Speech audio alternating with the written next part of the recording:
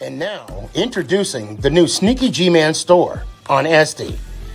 All you got to do, go on to SD, type in Sneaky Gman store, and you could get your very own Are You My Malacca shirt, Samsung cell phone case, or just a cap or a beanie. Let's go Giants. Ow.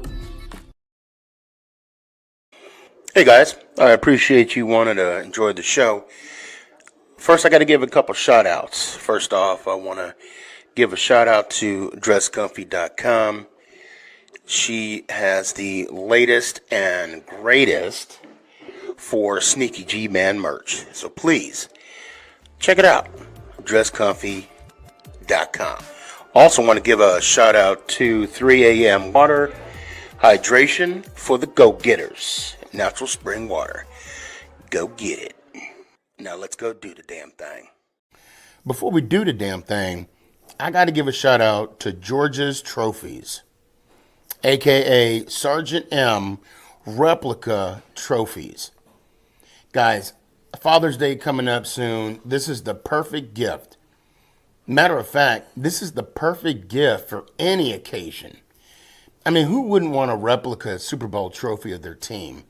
The team that got the ultimate prize, the Lombardi Trophy. So when you get a chance, go to his Facebook page, George's Trophies, a.k.a. Sergeant M's Replica Trophies. Now, we gonna do the damn thing. You're listening to Make It Count, the Sneaky G podcast on Northeast Streaming Sports. Is this thing on? It's your boy Stefan, a.k.a. Sneaky G. Yeah.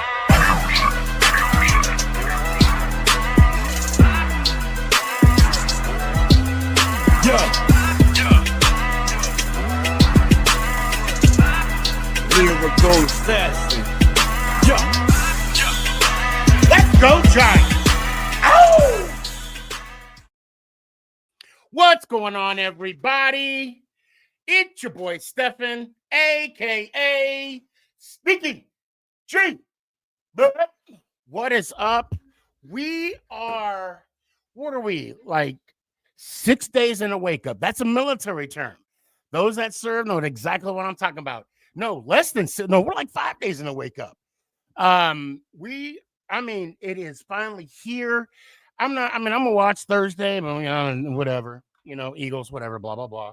Oh, and how about them Cowboys? Oh, we'll get into that later. But today I got a special guest. He's a beat writer for the New York Post. I hope I got that right. He also writes and reports on the Giants. I've been bugging this man for the longest time to getting him on the show. Pat, let me just bring you on right now. Hold on, let me just go ahead and do it. Pat Leonard, everybody. What is going on? Sneaky G, you call me a New York Post guy. I'm a daily news guy. Oh my, see. Come on, you know this. The tabloid wars. Let's go. What? And I put it out there. I even put it on the so I am very consistent in messing up people's name. I don't do it on purpose. Like I've been calling Coach Judge for the long time. I mean, I say tomato, you say tomato. No, all good. I'm just playing. But thank you for correcting me on that. No, yeah, thanks for having me on. I've waited, deep and deeper into the social media, the YouTube channels, this world where obviously you are an expert and you connect so well with Giants fans and NFL fans. I have the Talking Ball with Pat Leonard podcast, but I really love following you, especially on TikTok. You have the channels everywhere, but I just love your style. I love your energy. I love your enthusiasm, and I'm thrilled to be on the show. So thanks for having me. Ladies and gentlemen, that concludes the show. We're done for the night. Man, that means a lot. Thank you so much. And I'm going to let you know, you're going to see that on a repeat on TikTok, Instagram, and all my social outlets. It means a lot. I appreciate that. You got it. And I want to start off by giving you some props here, some flowers. It was, I don't know if you remember, it was the playoff run that we had. And Yes, I have the passion for the Giants. Matter of fact, I'm trying to get in contact with a content creator who says we're going 0-17. Mm. I'm like, bet it. If you're going to talk about it, be about it, right?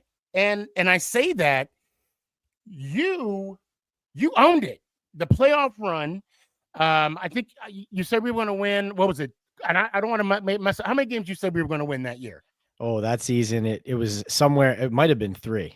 3. Okay, that's what I thought. Yeah. And you came back and you had the perfect, the clown face and da da da. I immediately stitched it, and I'm like, brother, you bumped up in my book. You bumped up. You owned it. So I just want to thank you for that, because trust me, I've been, as you're aware, we haven't had a successful season prior to that 22 season, and then even after, right? Yeah. And like when you said the playoff run, I knew which season you were talking about. It wasn't hard to figure it out, right? Yeah. Only been a few. Yeah. So what I was going to do, I was going to ask you a couple questions, but I also want to bring on some other giant content creators that are dying to ask you some questions. Sure. And I even put a little question out there on YouTube, not YouTube, I'm sorry, Instagram, for people to, to kind of get your insight. But I got to ask. Yeah. I went to 2 training camps this year. I, as a fan, I was there when Daniel Jones was there. I want to say, what I can't remember. A couple of years ago, I went to a training camp, and it was a typical training camp. This one to me seemed different. This one to me seemed, the energy was a little bit higher, a little more confidence. Dable, actually, I think it was the first year. It was first year Dable was coaching the first year. Okay. There's a lot more excitement I see right now. What is your overall view or impression of this New York Football Giants team?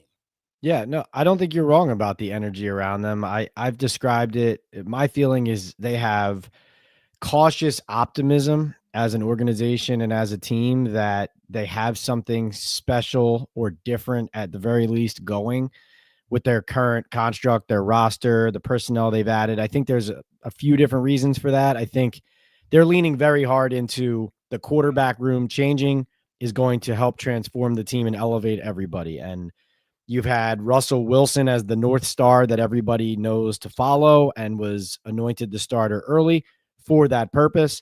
You have Jackson Dart, which obviously injects the most life into not just the quarterback room and the offense, but also the franchise and all the different things that he's shown. And then you even have Jameis Winston, who, it's odd that he really never competed for a job, really didn't even compete for the backup job, right? This whole idea that Jackson Dart just got named the number 2. I mean, he's been the number 2 for a long while. He's actually more like the 1B. But to Winston's credit, he's been,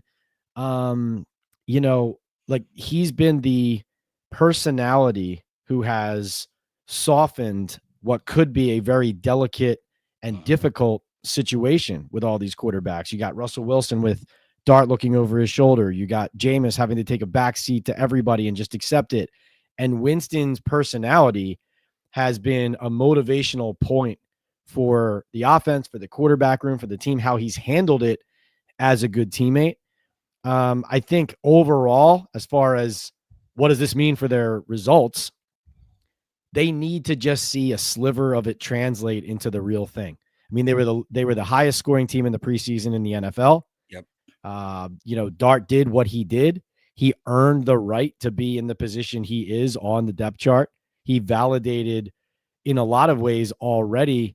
He looks in, his traits, his eyes down the field. He looks like a first-round quarterback, and so all of those things are to say the excitement is there. You're absolutely right. You can feel it when you're there.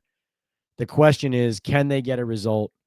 Can they get a win over one of the darlings of the NFL and Jaden Daniels, and immediately announce to the NFL, this team is in fact different? And I have two more questions before I start bringing people on.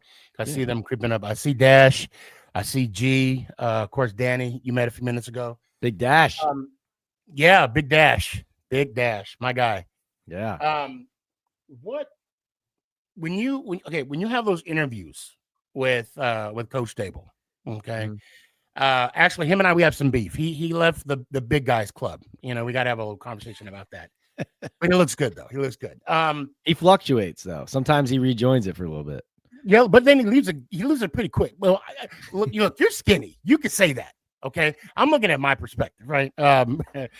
So is there a different attitude in these press conferences, or is he still the same? Because I'm seeing a different person. I'm seeing, a little more upbeat. And I don't want to answer the question for you, but what are you seeing differently, or is it the same?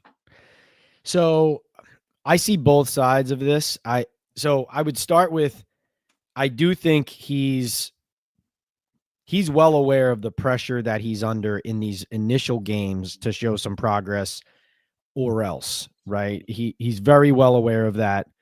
And I think that comes out in, like, his most recent Zoom interview with us. He wouldn't give anything. He said, basically, if you have any questions about who our second string at a position is, third string starter, you're going to see it on Sunday. He's pulling like the kind of like Belichick had the depth chart with no names on it for the North Carolina game. And obviously that's where Dable originally comes from New England, from the Belichick tree. So he's shown some uptightness and some feeling of that pressure. But I think what you're hinting at and what you're noticing, it's the enthusiasm about Dart, Sneaky G. Like that is what is coming through from Dable. He is the reason they drafted Dart. His involvement and inclusive, or his inclusion in the process after the season ended, is a huge part of what the Giants used to pivot off of Shedeur Sanders being the guy to Jackson Dart. And listen, I'm going to say this as delicately as I can, because I'm not comparing him to this player. Okay. I'm not. But Dable's connection to Josh Allen was about the type of football Allen played, the type of person he was, how they related to each other as competitors, how they were able to joke with each other, the fire that they had combined with kind of their camaraderie. And also, of course, Josh Allen being an absolute dominant physical force and specimen who could run, who could throw. Dart, I'm not saying he's Josh Allen. He obviously isn't. There's a long way to go to be that. But you see the mobility. You see the toughness. You see him, even when he knows that he made the wrong decision, taking on those defenders in the open field and fumbling. There's still a part of him standing there after the after the game saying, I think I'd probably do it again because I think I could get there. Right. And this is what you're seeing from Dable. What you're seeing from him is a glint in his eye, like maybe I found the next Josh. And now I'm not saying he thinks he's Josh Allen, and I'm not saying Jackson's Josh Allen. I am saying, though, that there are similar characteristics and qualities that have led to this Dable-Dart connection and that are exciting him to the point where, like, after the first game in Buffalo, I mean, he was basically pounding his chest saying, I told you so. Right. This kid's great. Right. So that's what you're seeing. Now, my final question, and I'm sure you're going to be hearing renditions of this type of question throughout the night. What is a realistic expectation that us as fans? Yeah. That now, and I don't know if you've heard me saying this, but every year I say we're going 17-0. I know that's not realistic, but I'm going to say that because I will not put any negative juju on my Giants. I don't understand. Let me just come out and say it. For me, I think we should see some Josh Daniels results, but I don't want to see Dart at all. If I do see Dart, I want to see him in the maybe the Vegas game or the last Dallas Cowboy game. I know I'm getting kind of long-winded here, but no. What is a realistic expectations us as fans, Giant fans, should have on this team? I mean, I think the best case scenario is getting near and around 500, and that would be, Thomas is healthy all season or most of the season. Dexter's healthy all season. Neighbors is healthy all season. And that means that Russell Wilson's playing the full year. You're still relevant by Thanksgiving into December. And as you just pointed out, in that case, you can kind of pick your spot for Jackson, right? Right. And then, of course, from a consistency standpoint for the regime, for Joe Shane, Brian Daboll, then 2026 becomes an absolute formality, right? Because you've shown progress on the field with the team. You've seen more wins. The offense is scoring more points, and you have the promise of the young quarterback who hasn't even had a chance to fail in the regular season. And now you can, again, you're not talking about he's Patrick Mahomes, but you can feel like, hey, we got closer to the old Kansas City model that Dave Gettleman used to talk about with Daniel Jones. You're closer to that. Maybe you're buying him enough time to continue to develop to the point where now you're exactly where you want to be on the timeline. I do personally think getting to the point I just described, that's rose-colored glasses, because what we've seen from the Giants over the course of the last few years is consistent health across the board with top players is a challenge for them. I think that Daboll's management of tight games is still a question mark. Okay. And then there are some issues on the team where they could cripple them or they could just be footnotes on a great season. For example, the run defense. That's something that bothered John Mara, right? It's like that. As bad as their offense was, he's standing there talking about after the season how he's tired of watching teams going up and down the field on them. Yeah. And so everyone keeps asking me about the great pass rush and why that doesn't mean I'm automatically just picking them to have an amazing year automatically. And it's because I think first they have to prove that if you run the ball right at them, you're not going to have success. If that happens, if the Giants defense figures that out, then, I mean, now you can unleash this pass rush. You can definitely get either Carter Burns or Dexter Lawrence a singled one-on-one matchup, at least one of them, every down you're rushing the passer. And if you can score enough on offense that those teams are down and you have a lead and now they have to throw on you in the second half, well, now we're talking about the recipe that the Giants are looking for, right? So there's a gamut of potential results. Their schedule really doesn't give them much room for error. So I personally think the window is 3 to 7 as far as the win total. Okay. I am in the process of finalizing my pick on that, but you can see where I am is even if they get some results, I do think Russell Wilson turning them into a 24 to 27 to 31 point offense, that could happen, but I need to see it. I think the way that last year ended with him in Pittsburgh did not, and even I would say Sneaky G being there at practice every day, when they've done move the ball periods with the first string offense, I have not been impressed with what Wilson and the first team offense have done.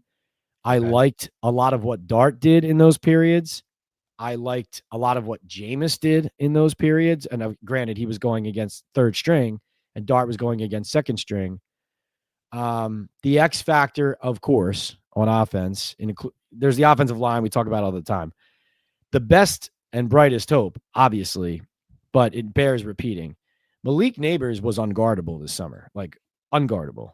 And we know that he's very good. We know that he's an exceptional talent. We know that there's teams looking at that draft who either didn't take him or might have had a different evaluation. And then they watched him play for 30 seconds and like, oh, I made a mistake. Right. And so he is that special of a talent.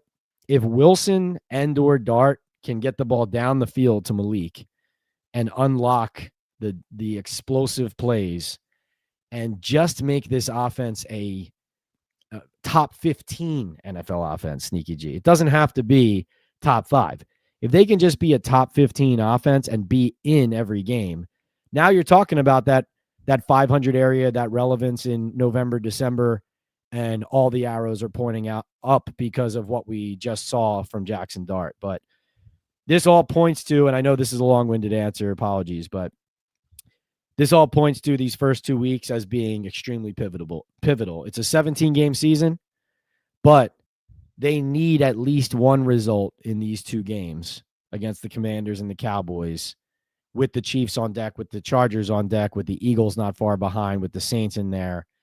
They need a result here to feel that the vibes and the positive factors that they've built in the summer isn't just vibes. It's not just for Instagram. It's not just for, hey, it's fun to come to work at the Giants again. It's about winning football games. Let me ask you a question. You've played football before, right? No. I mean, any type, like flag football, intramural. Yeah, okay. Yeah. And the reason why I bring this up is pain is different when you're winning. And pain is different when you're losing. It feels different. I know that old program. I don't know if you saw the movie, The Program. Are you injured or are you hurt? I truly believe that if we are on the winning track, and this is just speculation, right? Mm-hmm. We're not going to have the knick-knack injuries that we had last year. It's easy to be like, man, my back is hurting. We're 2-7. Yeah, right. I'm not gonna, and I'm not saying that the players are giving up in any way, shape, or form. I'm not saying that at all. But I'm just saying, I'm just being real. When you're 2-7 and you hurt your back, you're hurting. But when you're 2-7 and you're 7-2 and you hurt your back, all right, give me that shot. Let me play another quarter. I got another quarter in me. And again, that's all subjective, and I could be, I am speculating. Let me bring on some Giant fans, great Giant content creators. Danny. What's going on? Pleasure. This is going on? This is an up and coming right here. That's the band right there. Yeah. And what's up, fellas? Big Dash. What's going on? Big Dash. What's up? What's going on, Pat? So guys, I've spoke to Pat now for about 22 minutes now. I know some of y'all have some questions. Danny, you first, and Gerald, I got you muted. I'll unmute you because it was putting on an echo. But Danny, what you got? What's your first question? All right. So I know this week they put Jackson Dart up on the depth chart as QB2. I just wanted your opinion. Does that mean that they're gonna actually rush him this season to be on the field? I'm with Sneaky. I don't want to see him at all. I'd rather let him sit the year, learn behind Russ, and then possibly see him next year. But what's your thoughts on that? I think he's going to play early. I don't think that they necessarily want that to be the case. Russell Wilson is here as the starter to start off this first game. You'll find varying opinions on how even the first game could go. I remember, Daniel Jones going in for Eli Manning for one final drive in week 1 against Dallas, and that was kind of a harbinger of what was to come with him taking his starting job early.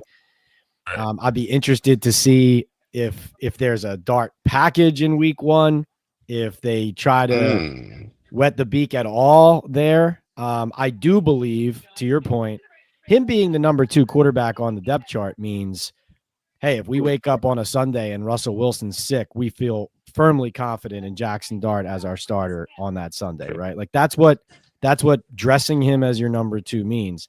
So when you're that player, you're only one snap away. And the fact of the matter is Daboll is over the moon about this kid. The team is over the moon about this young man. Absolutely. And they, in the modern NFL, you typically do not find a first-round quarterback who is kept off the field once he shows the type of promise that Dart just did in the summer. I think if they get results early, and those results are also tethered to the offense being explosive and productive with Wilson, then there won't be any noise from anywhere, from Dart's camp, from the fans, from the media. there won't be any noise about you got to get this kid on the field because Right. the Giants will be laying a foundation that he is eventually going to take over, but there will be no need to rush it. But I just believe firmly that once they face adversity early, given the pressure that the coach and the general manager are under Right. from a regime standpoint, and also given the confidence that they have that if they put Dart in, it might look better. I don't think he's far away from playing. I think even back when they drafted him, I predicted that I felt like in week 3 to 4 to 5 is where he was going to end up first entering and eventually starting. I still feel like that's a sensible window, but you guys know as well as I do, it really depends on what happens in these early games. Like starting 2-0, he's not playing. Starting 0-2 and then down 17-3 at half to the Chiefs in the home opener. What's the crowd chanting when the players come out in the third quarter? You know what I mean? So it's it's a very potentially volatile situation, but it's also a nice luxury for the Giants to have that they have that kind of confidence in their first round pick that they feel like if we have to break glass on this emergency, we have a ton of confidence in this young man. And not just because we drafted him in the first round, but because we ran tempo with him in the preseason and he's trying to run safeties over 30 yards downfield. You know what I mean? He actually has to know how to slide. That's all I think. That's the only thing. Like, please slide, Jackson. Wasn't it please. interesting that do you remember Joe Shane saying when they drafted him that it bothered him in the Senior Bowl watching Dart try to run a linebacker over? Yes. I thought of that right away when I saw that play because it was kind of the general manager marking like, yeah, but what about this? Right. So right. And I it's just have one more question very for Daniel Pat. Jones vibes there. Well, hold on. I Save got one that. more. Save Okay, that question. okay, I want to wait a get to everybody. Sure, absolutely. So I just want to do some house cleaning real quick. I got I just want to go to some comments. Hold on a sec. Somebody was saying that they love me. Chris, love you too. Appreciate it, Chris. So just so you guys know, Chris is a Commanders fan. Yes, we can do a hat bet. I agree. We'll do a hat bet. We'll do that. I'll just send you which hat that I like, so you'll go on NFL Shop. And Billy, you're more than welcome to join the show. I just got to do what I do. And the other Dash, I see you you're in the backstage too. I'll get to you as soon as possible as well. G, go ahead and what you got? Hold on. Let me get you unmuted. What you got, G? What's up, Pat? Quick question. Regarding Andrew Thomas, have you heard anything whether he's going to be ready for week 1? If he doesn't play week 1, is he eligible to, miss a few games? Like, what are you hearing as far as AT? Gee, what's going on, man? Good to talk to you. So my read on Thomas is that it's possible he doesn't play in this first game. I do think the way I view this, I've covered Andrew now for a while, been pretty close to all this. He has had 2 significant injuries now where, like, remember he had the surgery on the ankle early in his career and it didn't get all fixed. And he had to go back a year later, have another surgery, fix that. Then with the hamstring, they brought him back too early from the hamstring off of the, the block field goal. And that cost him a bunch of games. So this offseason has been for him taking matters into his own hands as far as like, well, hold on a minute. I'm so important to this team. I don't want to have another setback. I don't want to be off the field. I know how important I am to the Giants. So they've been extremely steady about his workload. And I say that because the positive of this is like, let's say he's either dressed and not starting in week 1 or he's out of the lineup. It's still with an eye, though, of my understanding is it's with an eye of him coming back 100% and just trying to minimize the chance that it happens again because of how serious that surgery is to Lisfranc and what the recovery is. Now, the downside of it is like he was supposed to be back on the field at least practicing way before this. We don't know with closed doors now to these practices exactly what he's doing. He's told us, though, he's done, one-on-ones. He's gotten his hands on defensive linemen now. I don't think he's played enough football to play a 4-quarter game.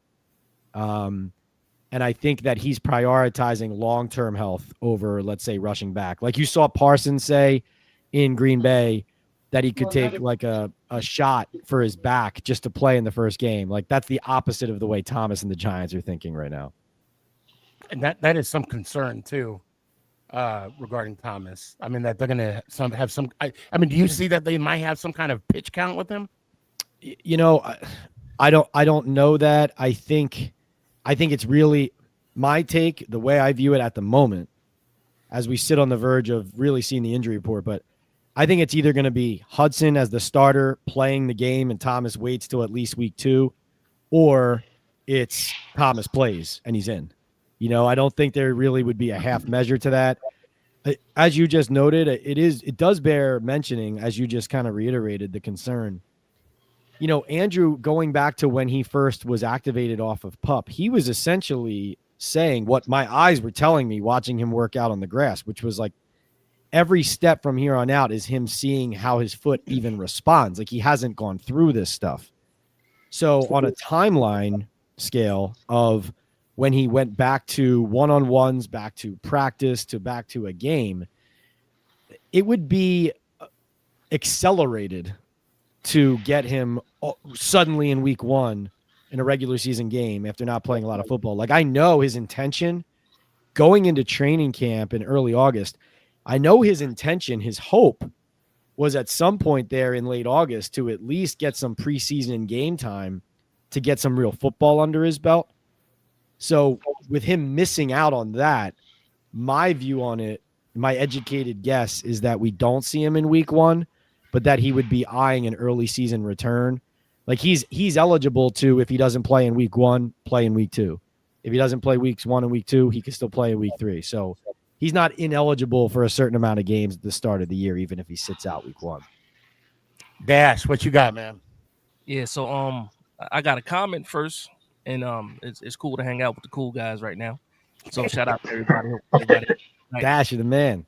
But I got a comment for the Andrew Thomas thing. Like I'm already prepared for like life without Andrew Thomas, and I saw what Ant said in the comment section. I've been debating people for a week now about Marcus Bowe actually playing ahead of Hudson. Now I know it probably won't happen because of the money and Hudson being a veteran, but I really think Bowe is better than Hudson. But I want to go back to the offense because I know some people are going to talk about that. And you had a front row seat to this offense all summer. You said when you watched the first team, you weren't wowed by it. One thing that I noticed in the preseason is when Russ was in there versus Dart in there, it was like two different offenses being called. Was that also at practice too, or was that something we just saw in the preseason? Because we saw a lot of screens with Jackson Dart, but not one screen attempt with Russell Wilson. So was Russell running a similar offense to the preseason, or was everybody actually running the plays in practice? Great question. First, I do want to mention the Marcus Bowe thing. I do like what I've seen from him too. I agree. The only reason I think a lot of us, including myself, have pumped the brakes on how much he can handle early is because the O-line coach kind of said it. Okay. Carmen Brasillo, he kind of, he didn't say, oh, the kid's not ready, and he didn't put him down. But he said, yes, he's done some promising things, but he still has a lot to learn. He's still a young player. He said everything about what you say about a player who you really like, but who's not ready. And so I agree with you, though. Like, if he had to go in and play in week 1 because one of these tackles is struggling, like, you're going to get some really good snaps out of him. So, but that's part of the reason why the brakes have pumped on that, although I do agree Hudson is a potential concern. Your question about the offense is an excellent one.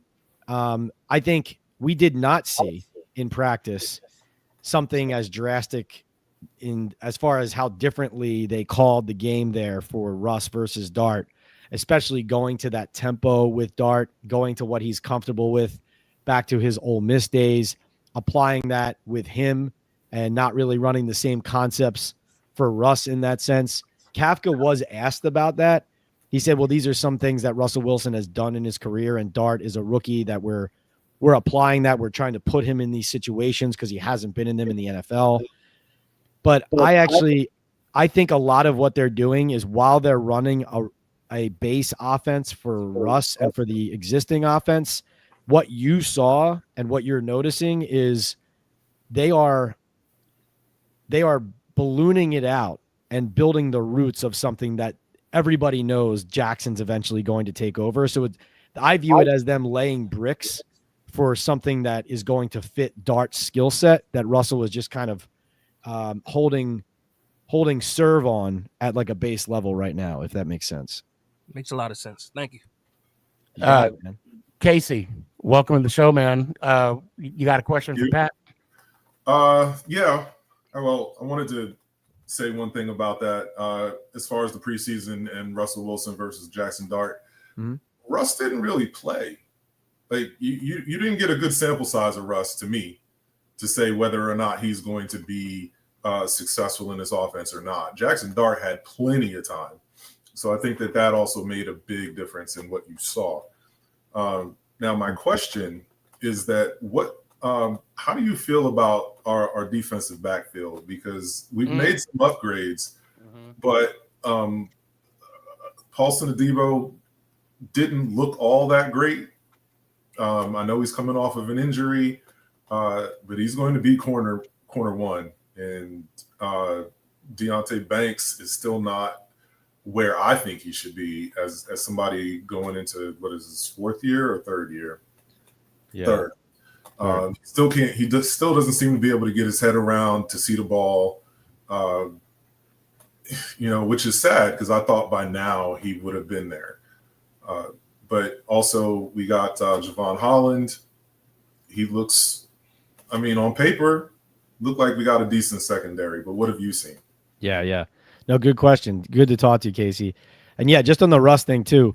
My comments about what I didn't love about Russ was more related to watching him like in practice too, because he did a lot of move the ball drills and periods in practice. But you're absolutely right. Didn't play a ton of game action, but that was more like weighing the full scale of snaps going back to all those practices against the first string D. But as it relates to the corners and the secondary, I think you can tell from some of their activity since cutting down to 53.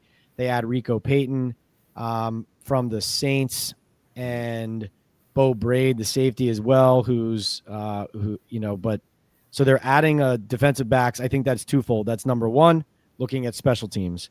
You're also looking at the corners position specifically. I think although they like the guys they're starting there, they're concerned about the depth there, and they're trying to continue to reinforce that. They like Adebo a lot. We were talking about potential injuries earlier, how that can stop things. This guy broke his femur and barely missed a single moment of the spring, the summer. Really impressive how healthy he was, how durable he has been coming off that injury. You're right. It is an interesting thing. We didn't really see him get his hand on the football a lot in the summer. And he had 7 interceptions last year with the Saints. That was something you wanted to see more of. He had a couple pass breaks early on against Neighbors, actually, in the first couple days, and didn't see as much of that after that. Javon Holland, funny enough, who had no interceptions last year for the Dolphins, he's the guy, Casey, who I'm kind of interested in him being maybe the X factor to turn them more into a ball-hawking defense than the defense that was struggling to turn offenses over a year ago. Because what I see from Holland is when he diagnoses a play correctly, he's like a missile, like a rocket ship in a straight line. And at least in practice, he has been driving to the football, making confident reads. He had one batted interception up in the air. Then he went up and got, basically was high enough. He could have dunked the basketball. And then on another one, jumped a route that was deep down the field to Wan'Dale Robinson on an out and made a beeline from a tough and long angle and made the play and picked off Wilson on that play. So I like what I've seen from Holland. I think the new guys I'm less concerned about than the incumbents. I'll start with maybe the guy who had the best camp. Drew Phillips had a great camp. Okay. Very excited about him. I think universally people who were watching the field noticed that he was either making plays or just never the weak link, right? That's what you want to see first and foremost from a corner or defensive back is don't give up the big play. Don't be the coverage bust. None of us were aware that he was, as he admitted, basically blind last year coming out of college. And now he's got LASIK and he says he can see. That was a revelation to everybody.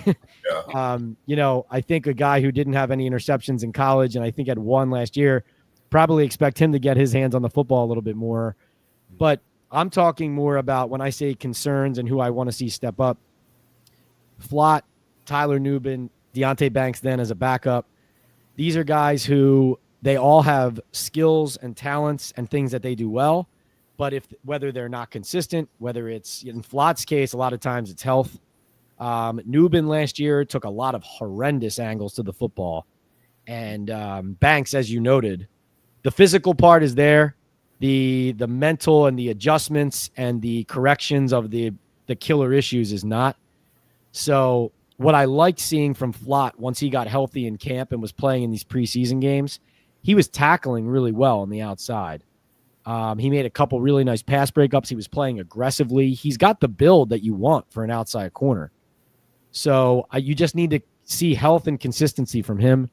And then Nubin, I would just love to see Tyler Nubin. He needs to be, now with Holland back there, defending the pass, driving to the football, I would like to see Nubin just take care of one responsibility and one key responsibility only. And that is when a run breaks to the second level, be there and get that guy down, right? Like Julian Love, a player that I loved, who obviously had shortcomings when the ball was in the air up against some of these top receivers down the field. That was one thing he did very well. It was just simply the 6-yard gain didn't turn into a 12-yard gain, right? Right. And so I think that's what Nubin needs to apply to, but I'm not sure if I left anybody out there, but basically I do think their post 53-man cut waiver activity and their eyes are on trying to consistently reinforce that depth because they do like Dane Belton as a ball hawk third safety there, obviously a key special teamer. And Banks has that first-round talent as the backup, but you guys know, you saw it as well as I did. That Buffalo game, when they made Banks play that full first half, that wasn't like, hey, we believe in you, play the full first half. That was like, let's see if you don't screw up, play the full first half. And very clearly, even though he was healthy and Flott was not the first half of August, you guys saw as well as I do, the second Flott got healthy, he was the guy, right? So that's how I expect them to start the game, is with Flott on the outside there. Gotcha. And a sneaky, Yo, it's 4 days in a wake up. 4 days in a wake up. Okay, I knew it was around there. I didn't want to take off my sock and use my toes to count. Jalen, what question you got for what's up, TP? How you doing, man? Yo, man, the season is getting here, and I'm booked and busy all of a sudden. Hey, that's what it is. And I'm definitely gonna get you in a sec. Jalen, what question do you have for Pat? There you go. I just figured you were gonna mute me, Sneaky, considering I came into the show muted. Oh no, because you had a little echo. So a little distortion even before. Yeah. What Gotcha, you got? Gotcha. Well, I guess how you doing, Pat? What's going on? Nothing much, man. Good to meet you. I guess one of the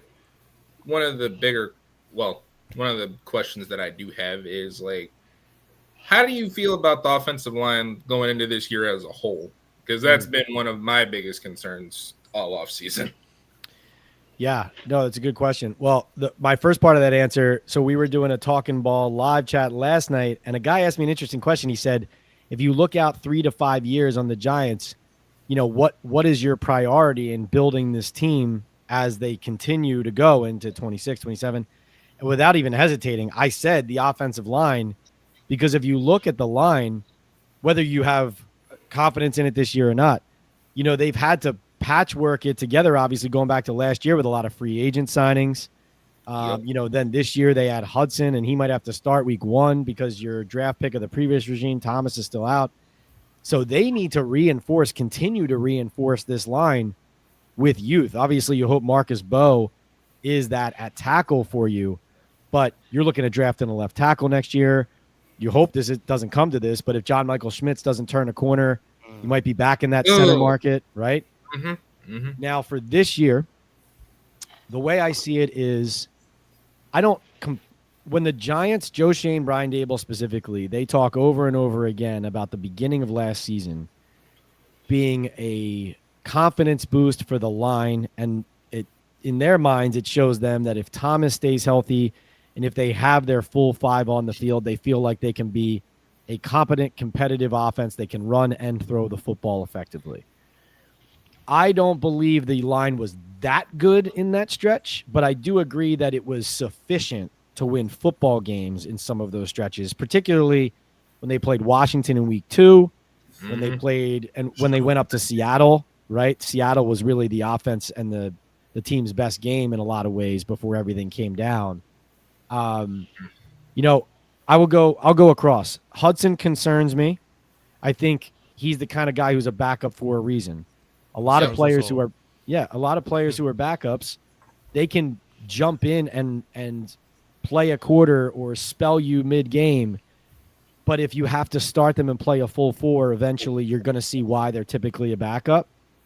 He's got great attitude, though. Like, the one thing that Hudson brings to the field, you guys obviously saw it reported, and you saw it some in practice at training camp. But they are not mean enough. I've said that year in and year out. Like, you want guys up front on both sides of the ball to be nasty. And not these guys are all tough. That's not what I'm saying. They're all extremely tough, playing through things. They are tough against their opponents, all of that. I'm talking about being nasty and having like a half a screw loose, and that nothing matters more to you than dominating the guy across from you on 3rd and 1. Like, that's what you live for. You need that in football. And Hudson does have that. So, that's the silver lining there. But I think pass protection could be a concern. Now, I do like Runyon, but I think that the interior there with Schmitz, Van Roten, Runyon, that is still vulnerable. It's not as bad as it's been at times, but the center really needs to step up. And it needs to gel as a unit. You guys know, like, if one of those 3 is a weak link, it's bad news for the quarterback, but especially if it's the man in the middle. And then Illuminor, I think, was, he was obviously, unquantifiably an improvement over what Evan Neal had been there at right tackle. But I think that I need to see it from him again. Jermaine is the type of – he's a mercurial player in personality. He's shown a lot of good, but there has been some bad or just some – there's been a lot of slightly above average from him. He's been adequate enough, though, for you to win football games as a right tackle. So I think overall it's a shame Evan Neal didn't – but in my opinion – I would be shocked to see Evan Neal, starting at right guard in week 1. I know what they would have loved to have seen was him to win that job, because his run blocking in that spot, when he gets his hands on somebody, now you're moving the line of scrimmage, right? So it's a shame that didn't come to pass. But I do think if they stay healthy, and that includes Thomas being on the field, you can hopefully function sufficiently. The one X factor, obviously, is that Wilson is not the mobile quarterback he used to be. So that's another wrinkle into the Dart-Wilson conversation as we go week by week, I think. But if the line holds up and Russ can deliver that moon ball, then you could take advantage of, what we've seen from Neighbors and some of the skill positions. Mark, what you got, man? What question you got for Pat? Yes, Pat. Out of all, the year, the Giants couldn't score 30 points. Can you think they could score 30 points this year? I think they have some skill to do that, but I'm not going to say yes to that question until they do it. I just haven't seen consistent explosives. I think that Neighbors can get you there. Slayton is consistent enough to help get you there. Bo Collins even has flashed down the field. We saw some drops late, but man, they love him. Mike Groh, I was talking to Mike Groh about Bo Collins. Like, he was saying that Collins' ability to dive so deep into the playbook and master it so well that then his play with the quarterbacks, he earned trust very quickly, because whether it's an adjustment in a route, whether it's recognizing coverages and rolling with audibles, like Russell Wilson, Jackson Dart, Jameis Winston, they all trust him. And that's how he earned it. And that's an exciting thing to hear about a young guy who also you see has some downfield ability with that deep ball from Russ. So they have some skill to do it. It just has to be, it all has to come together, right? Wilson is not going to drop back into shotgun and carry an offense without a running game and an offensive line protecting him and buying him enough time to stand in the pocket and deliver. And so I think, do they have the potential to do it? Yes. Is Mike Kafka's play calling potentially an X factor there? Yes. I've been very excited from what I've seen from what Kafka has shown through camp and even in the preseason games. I think it really just comes down to, can Wilson turn back the clock? Or if you just want to look at last year, can he be more first half of Steelers season Russ instead of second half of Steelers season Russ? If he's even what we saw he was against the Giants when they went to Pittsburgh, right? Remember that game? Oh, yeah. The Giants had some chance in that game, and Wilson wasn't perfect, but he delivered about 4 or 5 downfield throws that just broke the Giants' backs. And so if he still has that in him, then the answer would be yes, potentially yes. Daryl, what you got for that? Yeah, you got it. What's up, everybody? How y'all doing this evening? What's up? I'm being quiet. Pat. Yeah, what's up, Daryl? What week do you see Jackson Dart in? And somebody asked that question too on Instagram. No, that's a good question. Is Russell Wilson on a short leash? See, I personally think Wilson is, and I think it has as much to do with their confidence in Dart as it's not me saying they expect Russell not to succeed, even though I'm skeptical of him. It's me saying they're so confident in Jackson Dart, I don't believe they will hesitate to go to him if the offense needs that jump. That combined with him being a first-round pick and a guy who the only step left for him is to play in a regular season game. He's done everything else from what he's done in practice, the snaps he's taken in practice, the first team work that he's gotten in the late offseason, the preseason games. Like, it's all happened. That's the next step. The answer to your question, there's like I said earlier, there's a part of me that thinks, hey, you might even have a Jackson Dart package in for week 1. If there's mop-up duty, do you get him in there? Is Dable so confident in him that he goes to him if they're down big after a rough first half? I mean, with Russell Wilson, you even go back to the year that he came, visited, and didn't sign and went to Pittsburgh. He's always looking for a certain guarantee of are you going to give me at least a minimum amount of opportunity? And you have to imagine that it's delicate dealing with him, his stature and personality, even though he hasn't played a lot of strong football in recent years. There is an element of respect you want to show to that player. And if you went all offseason training him with the offense with Malik Neighbors and these guys, you can't just rip it up out of nowhere, right? That's the one thing I consistently say about Dart actually going in and being the guy. The other thing we haven't seen from him is extensive work with Malik Neighbors.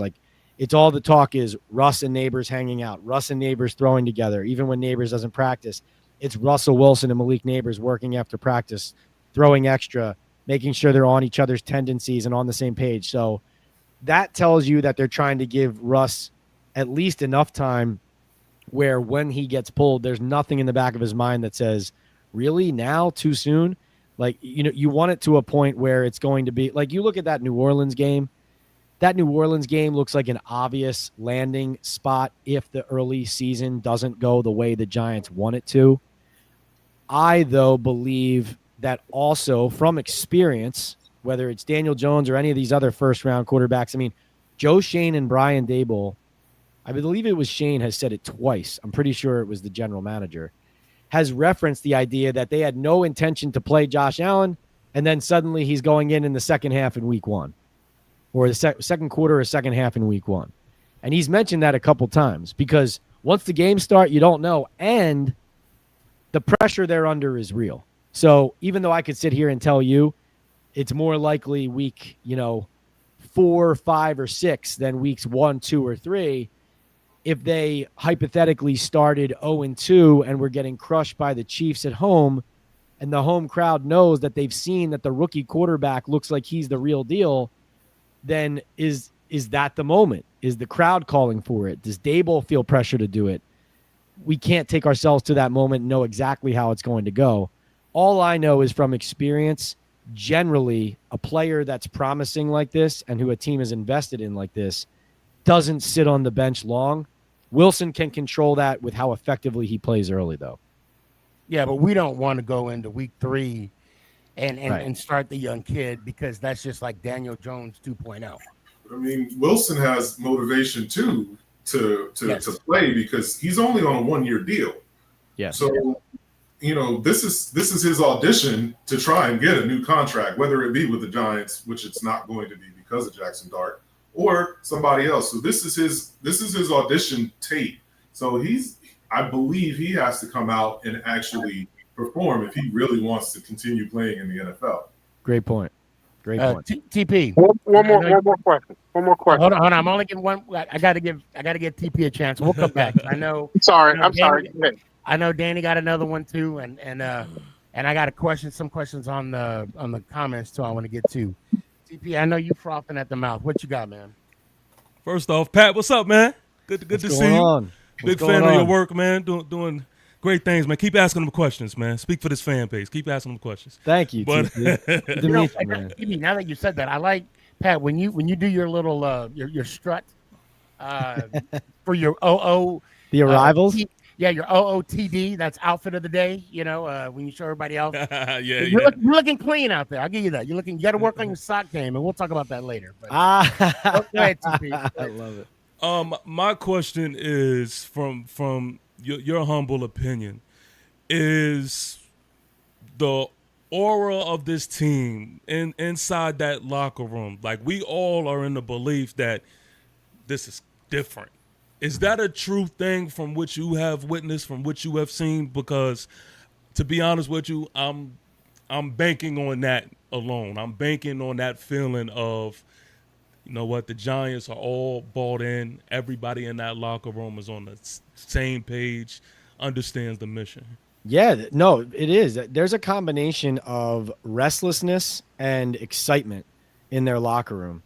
The restlessness comes from guys like Dexter Lawrence, who are just tired of losing, even though he's a great player, and he just wants to turn it around. And then on the flip side, you have the excitement that guys like Jackson Dart and Abdul Carter are bringing to this team. Like, the Giants know Abdul Carter's good. And there was a moment early on in training camp, like maybe a week and a half into training camp, where everybody on the field, whether it was players, whether it was us in the media, it was just like once or twice a day you'd look at each other after 51 made a play and Joe, do you see that? You know, you felt like you had the video, like every darn play that the guy had in camp. Anytime he had a one-on-one, anything, you didn't want to miss it. Right. So I think the buzz and the aura is coming from the excitement about the young guys, combined with the restlessness of the incumbents who are saying, we know we're good, we just got to get it done. But yes, there is something to it for sure. Good news. All right, let's go. Now, right at the spare time. And Drew, I'll try and bring you in here in a sec. I got a full audience, just hold tight. So I do have some questions here. One's from Tanya. TP, I don't have my glasses. You don't mind reading that for me? Yeah, Tanya says, who do we feel will be the most improved player at the end of the 2025 season? And what rookie or newbies do we feel will surprise us or have a standout year? Also, do we move on from Hyatt and Banks if they underperform this year? Yes. That's a good question. Yep. All right. So let's start with the last one first. So I'll keep it up there so we don't lose track of it. So we got Hyatt and Banks. Okay. Yeah. I mean, Hyatt's on his last legs. I mean, you know, that Jameis touchdown pass to him, I might have even saved him now, you know, like, so yeah, I would expect that. Yeah. Banks is hard, man. He's at a premium position, right? That's it's tough to give up on a young, physically gifted corner. Certainly I think that would mean if you were to give up on him after this season, it would be like he got thrust back into a starting role and then quit on plays again, like he did at times last year, right? I think it would have Dallas, to be like you just say it, like he did at Dallas. right. Yeah, no, I mean it Yeah. happened. Yeah, it happened. Horrible. Wasn't Right. just Dallas. Yeah, Well, no, it wasn't that's just what I Dallas. remember. That's what I Right. remember. So that's my answer would be like it would be closer to Hyatt not being a Giant than Banks in that scenario, I would say. Any rookies that I'm expecting to stand out? I think, we talked about Marcus Bowe earlier. When he is ready and they decide he's ready and they play him, I am excited to see what he looks like against first stringers. He still could be like a guy who's a year away and then next year steps in and becomes ideally what you want to do, draft, develop. Now he's a starter. I'm excited. He's the most intriguing one, frankly, for the long term because he's kind of an unknown, but you've seen good flashes. Dart's been exciting. Abdul Carter's been exciting. I would like to see Carter stop the run early because we know he's got a motor like no other. I think what teams are going to try to do to him and the Giants is run right at them. And so that's what I'm interested to see with him. But I'm picking him to be the defensive rookie of the year. So that's what I think of him. Well, let me ask. I'm sorry. Go ahead. No, go ahead. Go ahead. Well, no. So you're talking about Banks. Is he a product of the wink system, fitting that system better than say Shane's system? Yes, they drafted him specifically to be that press man corner for Wink, and they did not use him properly at times last year. Like playing him off the ball, even if that's your defensive scheme, like that's just not his game. So if you're going to play him as an off-ball corner, he's on the wrong team. So they know that, but then last year his confidence took a huge hit as he was giving up certain plays, and then it kind of snowballed. But, I didn't love seeing everything being blamed on Banks because there were plenty of other players on defense not getting things done, not doing their job. I thought the D-line was poor against the run, and everybody was blaming the corners tackling. But what I know they have a lot of hope and belief in Darius Alexander, the third-round pick out of Toledo. I need to see more from him. He's been interesting. In one-on-ones at practice, he looks like a monster. But then he gets into the full 11-on-11, and I don't see him getting enough of a push, whether it's in the pass or the run. They definitely, though, are counting on him in that rotation there with Robertson, Harris, Nacho. Their belief is that Alexander is going to step in and help them solve that run defense. So I'm interested to see that. Scadaboo, obviously, is going to get opportunities. He's going to be a factor. Similar to Daboll's love for Jackson Dart, he loves Scadaboo too. And so I think that the rookie you're probably going to be talking about the most, though, after this season, it's just going to be the number 3 overall pick, I think. I think it's going to be Carter. Obviously there's the quarterback too. And then the final question was, who's going to be the most improved player from last season to this season? I think optimistically, I would say Brian Burns. He's had an exceptional camp, and he's a guy too, restless, similar to Dexter Lawrence. Losing has followed this guy everywhere he's gone, and he's still one of the highest paid players in his position in the league. He's a talented player. He's a very well-liked teammate. I like him a lot. Like, there's some players where you could, like, I could tell you guys, if you walked up to Brian Burns, listened to him talk for 5 seconds about what he thinks of playing football for the Giants, you'd be like, I'm buying this guy's jersey tomorrow. Like, he's that type of competitor. And I just think, I remember watching that Colts game against Flacco. You remember how Burns was near Flacco like every play and just never got to him? I think this is going to be the year he finishes some of that. So I'll go with Brian Burns. I also liked his the little post they put on him where he was telling everybody to be quiet during the interview. So Ann says, my question is about JMS. Looked okay in training camp. However, even with his injury bugs, how could we only go with one center? Well, no, Austin Schlottman is on the team too, so he's a center as well. So they do have a backup center in the building. And that's a guy who got a lot of run in the preseason, who got a lot of run with Jackson Dart as well. Schlotman's a capable backup. Like, they got him from the Vikings, I think, prior to last year.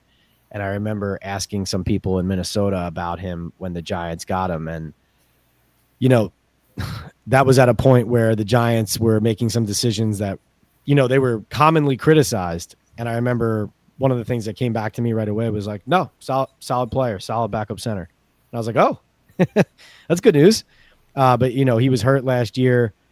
I think, you know, I asked very early in the spring if they were going to make center a competition with JMS. So I'm on the same track as you asking that question. I think, though, that, you know, they believe in him. The positive of drafting JMS when they did was he had so much experience in college, he could plug and play with Daniel Jones at that time and what they felt the line needed. The negative of that can be, like, you know, you're not drafting a guy who's changing any way and, you know, physically, really. Like, he is what he is. And he's not a small guy, but he's not going to bully people at the line of scrimmage. Like, he's not overpowering people. That's the concern. I mean, it's a lingering concern. What he is what he is. He's competitive, very, very well liked, a team guy, somebody who has helped the line gel more so in the last year. You know, he talked about that stretch early on last season that they liked seeing from the line. JMS was a significant part of that, playing better football for him. You know, I believe the Giants think that playing with a better quarterback is going to help everything, including their center. So that is what they believe, that the rising tide lifts all boats type thing. They think that Russell Wilson's professionalism, his ability to check to the right plays at the line, his leadership is going to, because it's in tandem with JMS at the center position and with the play caller Mike Kafka, that it'll elevate him. And that very well could happen. You know, I saw a couple plays in the preseason, even though Russ played, you know, limited snaps, as Casey pointed out, but he made a couple nice checks to run plays out of passes. You know, it reminded me of, like, remember some of the greatest things that Peyton Manning did in some of those great games was just get the offense into the right play. It wasn't always about him completing like a 15-yard pass. And so I did like seeing that from the Wilson JMS battery there, because, you know, that could be getting you out of the wrong pass play call in which the offensive line and JMS, those guys are going to get overpowered. Someone's going to not anticipate something coming from a certain area, and you're not going to be able to slide the protection correctly. So you can help the center as the quarterback, and I think that's what the Giants believe is going to happen with Wilson. Now, I want to ask one question, and I'm gonna open it up to everybody after this one. This is more directed towards you, Pat. Yeah. Being part of the media, and being a fan of the Giants, of course, we, and if it's all right, guys, I'll speak for all of us. We want you to ask those difficult questions, right? We want you to challenge, the front office and also the coaching staff, because you're at times asking questions that we're thinking. Okay. Now, of course, you know, there's a time to know your audience. There's a time and place. You know, last year wasn't even near successful. Okay. And it's safe to say that, the talk of Dable being on the hot seat, Shane being on the hot seat, and even the way John Merrill was, his basically, this is their improvement year, if you will. When you're going through the season, and obviously there's a different shift in attitude, wins or losses, do you ever shy or hold back with questions, or do you still ask the question and and how do you toe the line by doing that, to keeping that coach media relationship going? That's a really good question. I would admit that recently I've been more reticent and reluctant to ask some of those questions because, this is just the human part of me. It's tiresome to either get trolled for asking those questions, or I do believe that the Giants tactics in the last couple of years under Shane and Dable, they specifically challenge me when I ask challenging questions. So they'll say, repeat the question. Or, I mean, you remember Shane in the press conference when I asked about Tony. I mean, he basically just tried to embarrass me. Thought he was embarrassing me. It turned out he was wrong. But, you know, there's a part of it that you know that you're doing the right thing, because all you're doing really is asking a question that you believe the fan base wants answered and that sheds light on whatever reality exists, you know.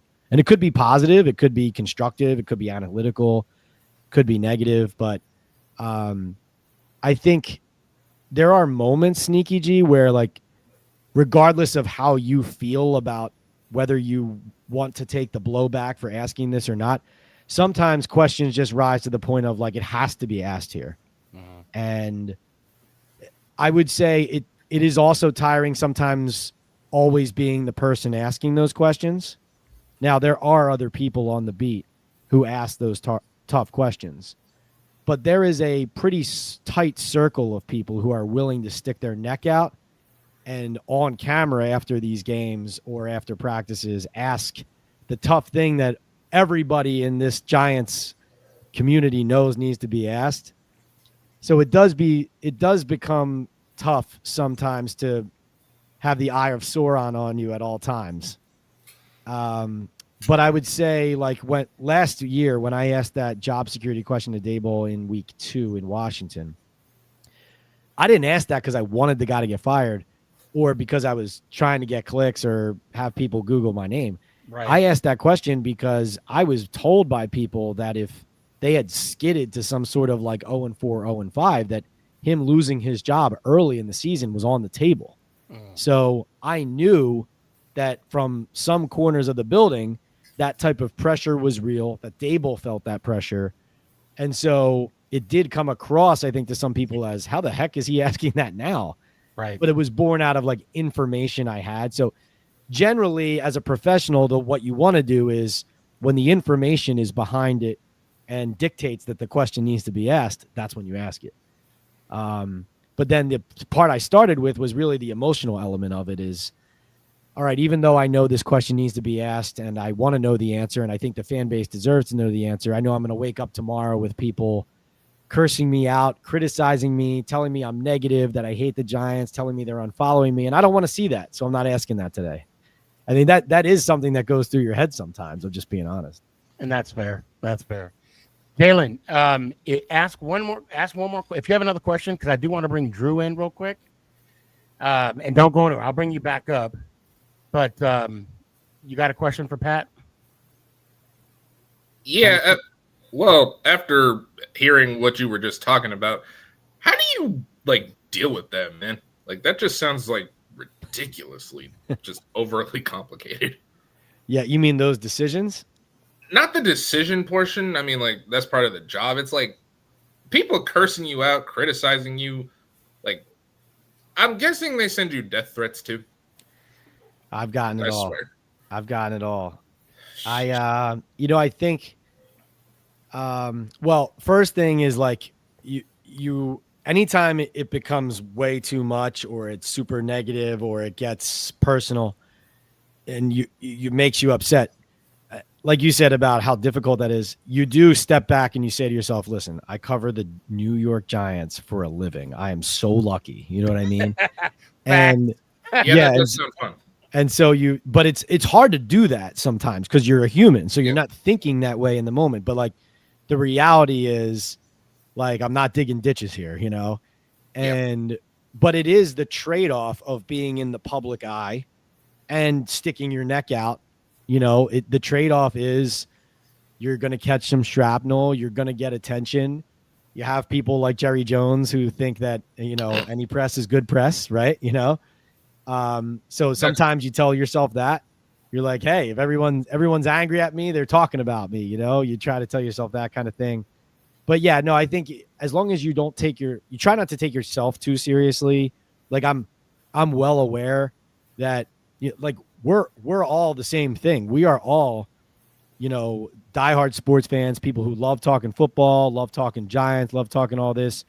And I'm just fortunate to have the access that I do, but I'm everybody here. That's who I am, you know? And so I think the trained journalist in me, like, it doesn't allow for me to not ask those questions. You know, it feels empty to walk out of a press conference. Like, I'll just tell you right now, no one asked Joe Shane at the press conference after they drafted Abdul Carter about Carter kicking the absolute crap out of a tow truck driver while he was at Penn State.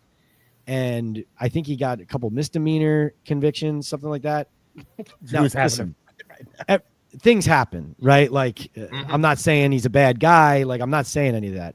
But like, that question should, it's part of the story. The question should be asked, and along with the questions about how special he is as a pass rusher, about the meetings you had with him. It has to be asked. Yeah. Nobody asked it. I specifically, that was one of those moments where I was like, somebody has to ask this. I'm not doing it. It's not me.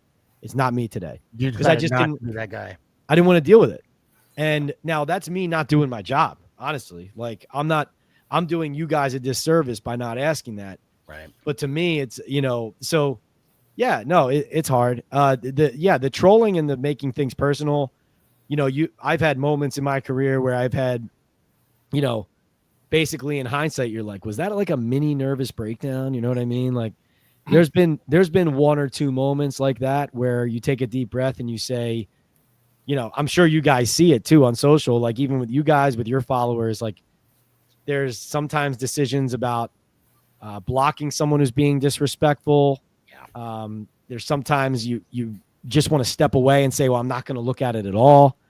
It's a new world, man. Like, I wouldn't want to,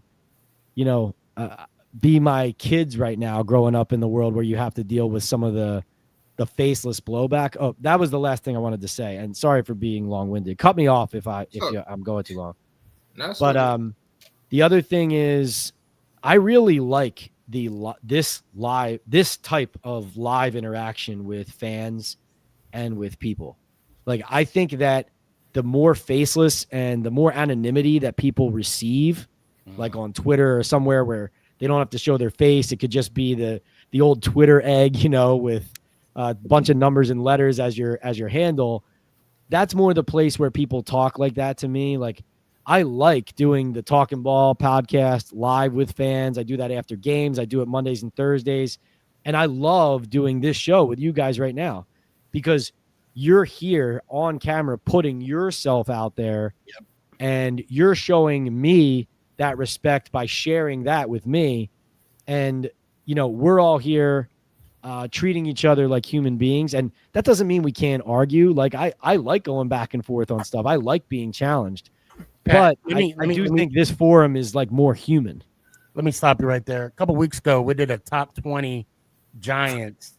That was not a couple of weeks. We still haven't finished the list. Yeah, we have not. Yeah, what was it? Top 20 Giants? What? Well, of all time. We were saying of all time, but we were going from 86 to 90, or 86 to now. And who's asked the questions? He'll say that that's not all time, but in our definition of all time, it is.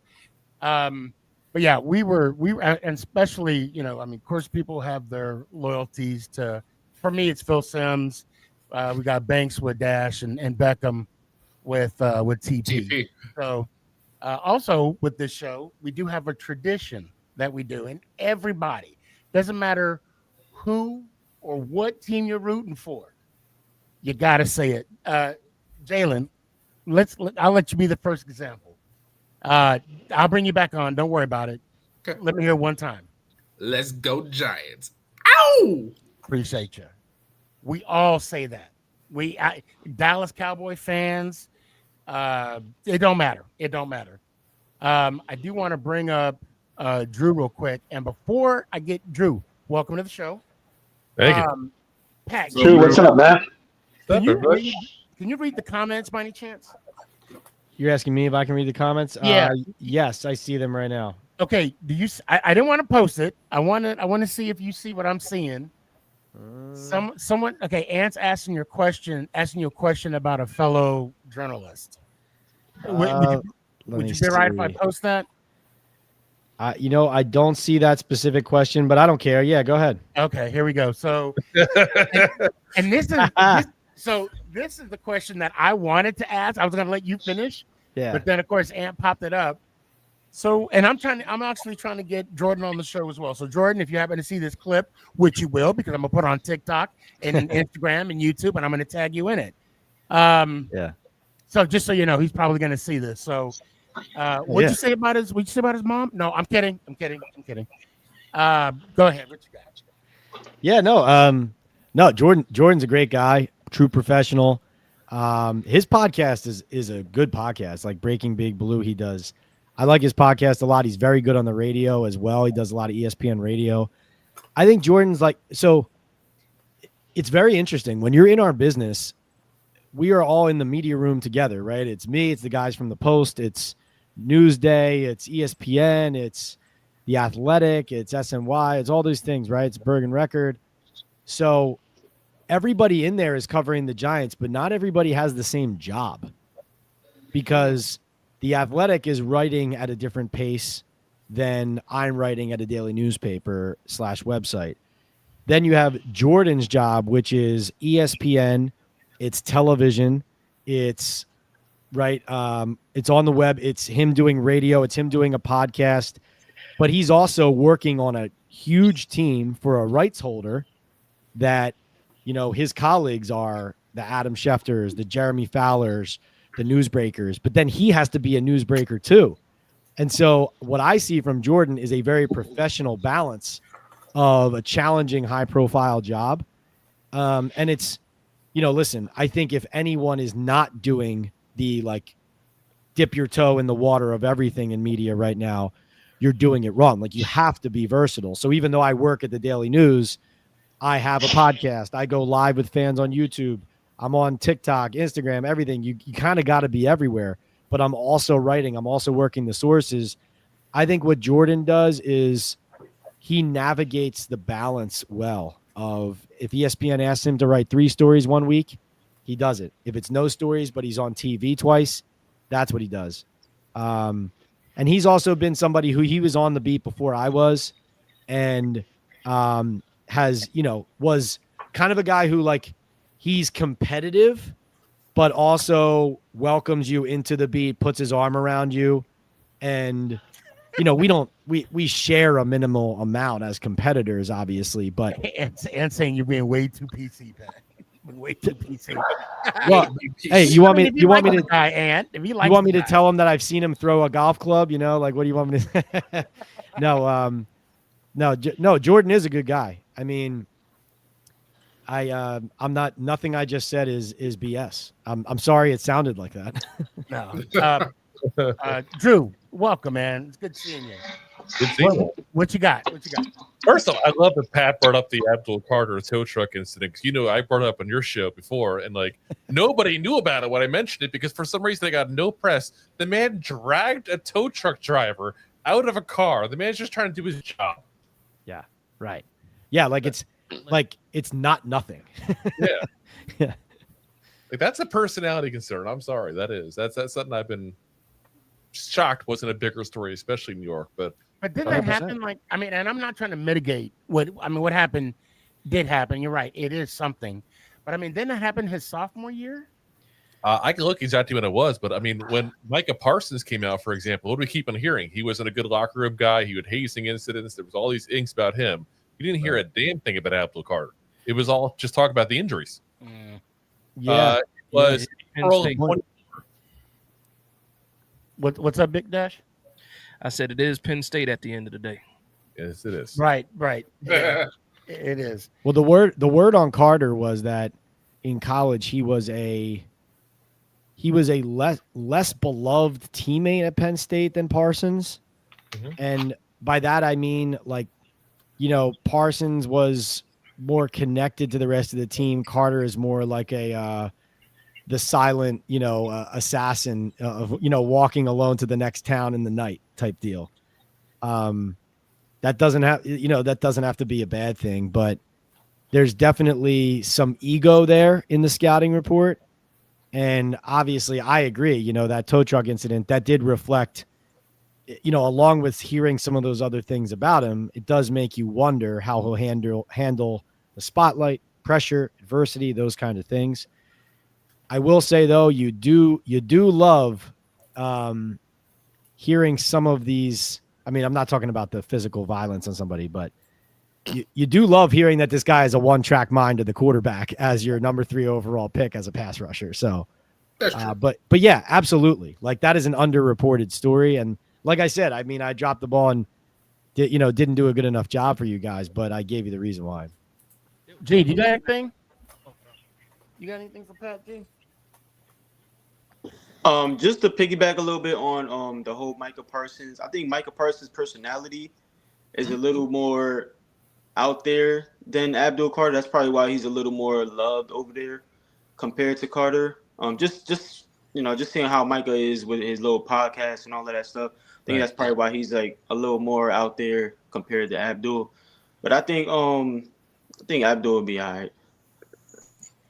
I think so too. I think, like I said, I picked him to be defensive rookie of the year. So yeah, that's my pick too. I love it, but I mean, did you guys actually look at the details of that tow truck incident? I had to look it up right now as we're talking to remind myself some of the details. So, like, he parks a place where he doesn't have a permit to park. It goes to get towed. He goes to talk to the tow truck driver, and he says, "Yeah, you can pay a drop fee." Which, for those who know, you pay the money to the tow truck driver. He just drops it, you move the car, and it's like it never happened, basically. The tow truck driver said he needed to provide his name and address and all for the slip for the drop, and he refused. And that's when it escalated into he's dragging this man out of the tow truck and everything. Jeez. Like that. Listen, I was young and stupid. I'm now old and stupid, but at one point I was young and stupid. And I did all kinds of stupid stuff that point blank could have got me in trouble and could have got me behind some bars there. You know, sometimes and I think it was appropriate to drag somebody out of a vehicle. Look, like Drew, sometimes you just gotta drag a tow truck driver. I mean, you know. And you know how many fights I got into? When in Rome, you know. No, I'm kidding. I'm kidding. Of course, I'm kidding. I'm kidding. I want to bring it back to football, man. Dash. Yeah, Dash. What you got? So, a while ago, you guys were talking about we were talking about the draft class, that 2023 draft class, JMS Hyatt and Bank, and it's funny because those are the last 3 guys left out of that draft class, and they're 3 of the biggest question marks for the New York Giants. That wasn't the point I was trying to make. I just thought it was, a coincidence. Is all those guys are from the same class. Now, one of the biggest debates that I see on social media now is the wide receiver room outside of Malik Neighbors. And we need to add a guy here. We need to add a guy there. Hyatt's trash. And I'm one of the few left that are still hoping that Hyatt can actually turn into something. But outside of Hyatt, I'm with you. Yeah. But Santa's also not real, just for the record. I hope he does, but I just don't see it. Exactly. And that's the point. That's the point. I'm still holding on to the hope too. And I actually think he can be, served. I think there's a package for him, but I don't even want to talk about Hyatt. I want to talk about Darius Slayton, right? Because for me, a lot of people say the Giants do not have a wide receiver too. You had a front row seat to Darius Slayton all summer long and actually his whole career for the most part. I'm of the belief that if Darius Slayton can get 70 catches, 65, 70 catches, he can crack 1,000 yards. He becomes a 1,000-yard wide receiver. How do other guys, like the beat writers, how do you guys feel about Darius Slayton? Do you think he can make that step to being a real wide receiver too, or is it just a pipe dream that I have? No, I think he can, because I think this quarterback skill set marries Slayton's very well. I believe that those deep balls down the sideline that Wilson can place in there, like Slayton is silky smooth in being able to get to that spot, get the separation to get down there and to bring those in. Like, Neighbors is obviously the 360 degree kind of playmaker, can do it all. But Slayton, if you can get him on the move with those catch and runs down the field, I think he's done that with Daniel Jones. He's done that with whomever he's played with. That Seattle game last year, that was an eye-opening game. I mean, from Slayton, like that was truly like him taking another step forward into being someone more, into being the guy that they just gave that contract to retain. He is a, part of the fabric of their leadership of their team. completions to him and big plays to him get them going. Like everybody rallies around him. He's kind of one of those guys. I have more concerns about Wandale. I think Wandale is a weapon, but not an ideal full-time slot. I do think Theo Johnson is going to be a major part of their plan in the passing game, both in the screen game, tight end screen game, as we saw a little bit in the preseason, and using him up the seam. They like him a lot. I think maybe the tight end becomes more of the over the middle outlet than what like the slot has been. The challenge is the Dable offense does lean on the slot a good amount. Yeah. But yes, I do think Slayton can be the 70 catch, 1,000-yard. Like he keeps bouncing around in that same area of like 780 yards, right? Yeah, I think some downfield completions from Russ can take him over the top. I do. I love the fact that we kept him. Can I say something about that real quick? In the last couple years, for sure, I know for me, I've seen way too many drop passes from a Wandale Robinson, from Darius Slayton has a couple himself, but Jalen Hyatt as well. Like, and you want to sort of pinpoint where the problems are, but with all of them seemingly dropping the ball, especially on fourth down and third down and longs, like what can we look forward to in terms of that? Because I haven't seen a change in that sort of aspect. That's number one. And number two is Kayvon Thibodeau. I've seen across the internet that he's a bust and this and that and the other. But in me watching him, a lot of the issue that Kayvon actually had was because quarterbacks got the ball out too quickly. A lot of times, like he was there in a lot of games. He was right by the quarterback, just like Brian Burns. But the ball came out so fast that they really couldn't get to the quarterback in time. So, well, also with last year, didn't Thibodeau's effort come into question as well? No, it was his conditioning. And that's part of what's been exciting about his summer this year is he definitely put a lot of time into his body this offseason. And you could see a difference in his physique and in his attitude at the line of scrimmage, like, kind of taking on something of what we were talking about with James Hudson and being more nasty or nastier. I think, Kayvon, what Kayvon needs to be as a player, like you think back to his rookie season, what he did pretty well in his rookie season was, like, yes, he did have some splash plays. He had that forced fumble and touchdown at Washington, but he was a pretty good edge setter against the run for a rookie, right? Like he exceeded or at least matched expectations of what you needed from the number 5 overall pick against the run that season. He regressed there, last year. He has regressed against the run. I do think, like you said, he has still flashed in the pass rush, but I do believe, especially with Carter in the mix now and being such a violent and impressive looking pass rusher, there's going to be a rotation there. Roles will evolve a little bit. Kayvon seems like the natural likely player to lose a significant amount of snaps at some point to Carter in that rotation. But if he can continue to if he can be the type of run stopper he was early in his career, I think that would go a long way to not feeling like you can really take him off the field at all. And real quick about Wandale Robinson. Yeah, no, I mean, his size is an issue. Taking the hits he does with the routes he runs over the middle is an issue. The hands is an issue at times. He can make plays. We're not saying he can't. You felt bad for him in Germany. They finally schemed like a downfield concept to get him wide open, and Daniel didn't throw the ball. Like that play meant, defined everything. You saw him galloping down the field. But I think what you're going to see them try to do to compensate for that is we saw the screen game really highlighted in their preseason play calling. And I was looking this up today. I did a story on Kafka for tomorrow about how he likes to call plays and how I think he can unlock the vertical game. And they have thrown more screen passes every year since Dable and Kafka got here. So it has increased from 2022 to 3 to 4, and now even to this preseason. And I think you're going to see the ball in the hands more of like a Tracy, a Singletary, and a Scattaboo versus the over-reliance on Wan'Dale Robinson in order to get those catch-and-run opportunities. I like Tyrone Tracy. I thought he was one of the bright spots of last year. Hey, Sneaky. Yo, what's up, man? I got to get out of here, Sneaky. Okay, you got final question? Yeah. Well, no. I'm just going to say, first of all, everybody, shout out to everybody. It's finally game week. Hey, Pat, do you travel with the team, or do you have to travel on your own?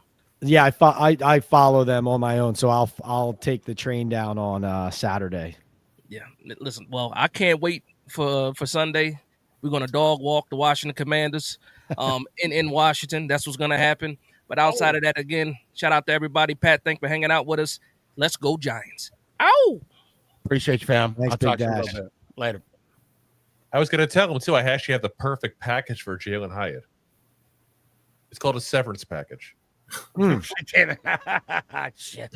Oh my god. All right, hold on. So Tanya, now this is kind of outside of this year. She asked a good question. Now, even though the facts are the facts, and he's not, but I have to ask: do you believe Eli Manning should have been a first ballot Hall of Famer? I personally would not have cast a vote for it, but I saw an argument for it. Does that make sense? Like what was your argument against it, and what argument did you see for it? Well, this is not a scientific explanation, but I feel like guys who are obvious first ballot Hall of Famers, they're players who, when they were playing and you were watching them, you said, that guy's a Hall of Famer. Like you just knew when you played for them, you had to account for them. You had to game plan against them. The entire game was dictated around beating them or taking away their strength or whatever it was. I do believe the great players, and this goes across all sports too. I feel about, the Baseball Hall of Fame the same way. Like I hate it when guys get in who were good and were consistently good for a long time. It's like, yeah, but were they great? Now, Eli Manning defined greatness in his highest moments as a Giant and as an NFL player. There's no question about that. But he didn't have many of those moments. He just had two that outshine, obviously, a lot of what many players, many NFL quarterbacks have done in their career. So I do think he'll get into the Hall of Fame eventually, but I believe that the numbers bear out that through the bulk of his career, he was a good leader with a great arm and very accountable as well, but somebody who was up and down. He was a 500 quarterback in every sense of the word. He could take it. He could take the victory from the jaws of defeat, and he could take defeat from the jaws of victory. But obviously, the two runs that he went on, and that he helped lead them through, the toughness that he showed, the playmaking that he showed, this was something that I went over, when he first retired. It was like you almost felt like you were putting him down just by saying he wasn't an obvious first ballot Hall of Famer. And like, there's obviously so much great about what Eli did. I feel even stronger about like all the stuff he's done with, pediatric cancer and all the stuff he's done off the field. Like, and I mentioned the accountability, and I think these things matter too. Cause like it comes up when Terrell Owens is a candidate and people are talking about how bad he was with the media and in the locker room. Eli Manning had the thing where if the team won, you went in on Monday after a Sunday win and he wasn't there to take any credit for anything. But if they lost on Sunday, the locker room would be virtually empty when you walked in and all the cameras got there, and Eli be standing at his locker ready to take all the bullets. And so those are just all the different things that obviously build up to reasons why he's worthy of whatever accolade you want to give him. But no, I think you should have to have been a consistently great player to be a Hall of Famer. And that's not just about Eli Manning. That's how I feel about sports in general. And that's why I wouldn't have voted for him as a first balloter. So I'm looking here. I would You're gonna get some pushback real quick. Oh yeah. Sure. This So show. I'm looking here. His first losing season. Now, of course, he started 1-6 as a rookie. But his first actual losing season, was 2013 when he went 7-9. And I think the debate there could be, he hold on, I just changed the whole.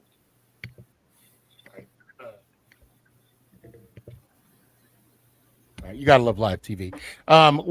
He changed his, the offensive coordinator, Cal Gilbride, retired. Then they went to Kevin. I'm sorry. See, I told you I mess up with names.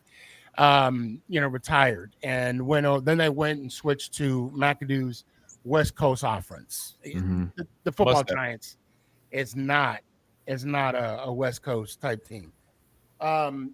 The only reason why I would push back, and of course I may be biased, but I also have an argument for Leonard Marshall, Carl Banks,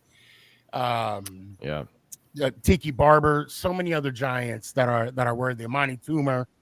I think they need to be definitely in the Hall. But I will say this: when Eli retired, he was top 10 in all the major quarterback categories: TDs, completions, attempts, yards, and I'll even be negative, interceptions. Okay, he was top 10 in all those. And I'd even bring up his 210 streak of consecutive games, broken up because of McAdoo. So that's the only pushback I would give. And I'll get off my soapbox. I really hate it when people talk about only reason why he's going to get in is because of the name. I'm like, no, that's not the case. That's not the case. He had to throw those. I feel like it's like a Nolan Ryan kind of case. Like, if his career was short, like Tony Baselli, Sterling Sharp, he would not be somebody you consider. But there are people that get in just because of the longevity of their career and being maybe not like capital A tier, but being like capital B tier for straight that many years at that point. That's part of it. You throw the Super Bowls into it. You throw what he means to the sport overall for what he's done afterwards. And point blank, listen, if it was up to me, we'd have a goddamn all Giants class getting Eli, Coughlin, right? Banks. And I'm going to throw you one that I don't think Giants fans talk about enough that should be at the goddamn Hall of Fame so many decades ago. It's not even funny. And that's Jimmy Patton, the safety back in the late 50s, early 60s, had 5 consecutive all pros at the safety position and is somehow not in the Hall of Fame. Absolutely insane. And I want to throw this, and then I'll leave it to the field. G, Casey, anybody want to jump in? When we talk about Hall of Fame, we talk about the entire career. Yes, Eli was 117. But he was over 500 when you also include those playoff wins. And that's the overall record, the overall resume. And you're right, the Man of the Year awards that he received, that also goes in the mix too. The one concerning part for him now, like I said, I do think he eventually gets in, but yeah, it is concerning that he didn't even get into the group of 10 finalists after qualifying for the final 15 this year. And that was they interesting. they only did what, 4 this year? Yeah, they sneaky. Jay wants to get back in. Oh shoot! I'm sorry, Jay. My bad. It was a weak year, I thought. Let me find you. Thank you. Sorry about that, man. It's a tough. It's all good, man. It's all good. All right. So here's my pushback on Eli. A lot of the Hall of Famers that you see and everybody likes to talk about, they're all married with other Hall of Famers. You have quarterback and receiver. You have quarterback and running, or sometimes running back, sometimes offensive lineman. Eli didn't have any of those. Nope. Casey, perfect. No. I'm saying on offense. Yeah, perfect example. You got Troy Aikman, who didn't throw over 25 TD passes a season. You got Michael Irvin, and you got Emmitt Smith. Right. And you can throw in the tight end if you want to as well. Yeah. And then pieces of that offensive line too. It's in there. No, Larry Allen, the offensive line. So even with Peyton, he had Marvin Harrison, and he had Reggie James, and Dallas Clark. When he went to the Broncos, he had Thomas and Emmanuel Sanders. Like Eli was better Eli, than absolutely. I can agree with that. Here we go. I think Eli gets a lot of flack, but he was the guy. Like, that was it. They had Shockey for like a season, and even when they went to the Super Bowl, Shockey wasn't there. I appreciate this comment, how Aikman is ridiculously overrated. Shots fired! Shots fired!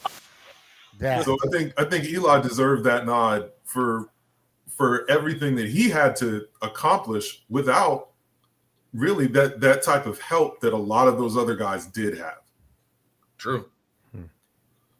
But that's one of those scenarios I look at it kind of like, we can't go back and change it. You can just look at what there was. Because you can also say, and listen, I obviously I'm a Giants fan, I'm an Eli fan. I'm not trying to talk trash about the man, but when you start doing if this happened, if that happened kind of scenario, you could play that with any career. Who's to say that if Aikman didn't have a Michael Irvin, didn't have an Emmitt Smith, that he wouldn't be now the focus of the offense, and all of a sudden it's a different Cowboy offense in that era, and he's throwing more touchdowns than all. Again, but I'm saying you can throw any scenario out there. Now, I agree Aikman's overrated. I think he's the most overrated quarterback in all time history outside of Joe Namath. But I mean, I was gonna say they're tied. Yeah. No, sorry, go ahead. No, I'm saying, but if you look at what Eli did with what he had, you can sit there and say he improved players. I say it all the time to people, name me one receiver that left Eli and got better. None of them. Not one. Even Beckham. Not one. Even Beckham. Yeah, Eli's still the guy. Like, when he throws the ball, you hear it. Dang, really? Yeah. Oh yeah. Actually, hey Pat, I thought about something. Did you see the video that was kind of circulating all over social media? This guy, it was right outside MetLife. Someone was doing like one of those street interviews. The guy asked him, "Who's your least favorite Giant of all time?" And the dude said Eli Manning. And I say, "Did you see that?" No. Your look says it all. Yeah. No, I did not see that. Oh my god. I actually did a TikTok on that. Similar. Yeah. And Chad Powers on Hulu. Watch it. I can't wait for that. Yeah. I told him that his MetLife privileges have been revoked. Exactly. And he had a giant bucket hat on. I'm like, take that thing off. Danny G, Daryl, you got anything to say? I mean, y'all know y'all been chilling. For me, as far as the Eli situation, I feel like just off of his 2 Super Bowl runs, being wild card teams, always being down and out, the underdog, and just his clutch gene between those 2 runs, and just his clutch gene always coming from behind. I know, like, we were always down as it is, but to always come back, we always felt like we were in a game, and I just feel like he should have got in because of that. I'm glad you said that. I'm glad, because I know I said it a bunch of times. He was ranked 15th all time. And who was 16th? Joe Montana. Who is a Hall of Famer. Yeah, I one thing I do. Oh, sorry. Go ahead, Sneaky G. You weren't. Oh no, that was it. I just wanted to throw that out there. One thing I do believe is, like, and this is something that I wrote for the Daily News when he didn't get in this first time, is that I do think, regardless of how long it takes him to get in or whether he gets in, I think Eli's legacy is secure. Like, I think what you just pointed out is true. Like, no matter whether he's a Hall of Famer or not in name, he is still, the author of 2 of the great Super Bowl runs, of beating what was one of the best teams of all time, the best Super Bowl moment of all time, arguably maybe the best. Like, if you voted on the best, most shocking moment in NFL history, and this is a player who was at the center of it all, who helped author it, and who embodied everything that those teams meant. He's got the MVPs, he's got the rings. He's got the clutch gene, like you said. And I just don't feel like, as a Giants fan, yes, you want to see it all validated. But if it doesn't happen, you're still going to sit back and feel just as great about what he did in those runs and know that everyone in the NFL understands the magnitude of it, regardless of whether he has the jacket. Appreciate that. And this got to be said. No matter where Eli goes, he does not have to pay for a beer. I mean, that's just not New York. Not New York or New Jersey. No. Or and if he finds me in Texas, he ain't got probably in Foxborough. He probably would have to. He might have to run. Probably charge him double. Yeah, don't make him pay Any chance to get in and talk about my Cowboys? You know, get it $18.10. Yeah, I said it. Please correct me if I'm wrong, but didn't Eli win his second Super Bowl before Peyton did? Yes, he did. Yeah, he did. Good job, Daryl. He did. And he didn't get dragged to a Super Bowl like Peyton did. Ooh. Yeah, that was Drew. Peyton got dragged through that Super Bowl the second time. Drew's right. Because Peyton couldn't even throw the ball 30 yards. But let's be honest. If Peyton didn't win a single ring, he'd still be in the Hall of Fame. Let's be honest about that. Yeah, because that one. That doesn't validate. And that's the thing. Eli needs the Super Bowls to validate his Hall of Fame resume. Peyton didn't. That's okay. Exactly. I think we need to start a protest and we need to get Phil Sims in. I mean, that's just my opinion. Yeah, I knew that was coming. Oh, very good. I say that, and I have to ask. And is it safe to assume, Pat, that you're a diehard Giants fan like us?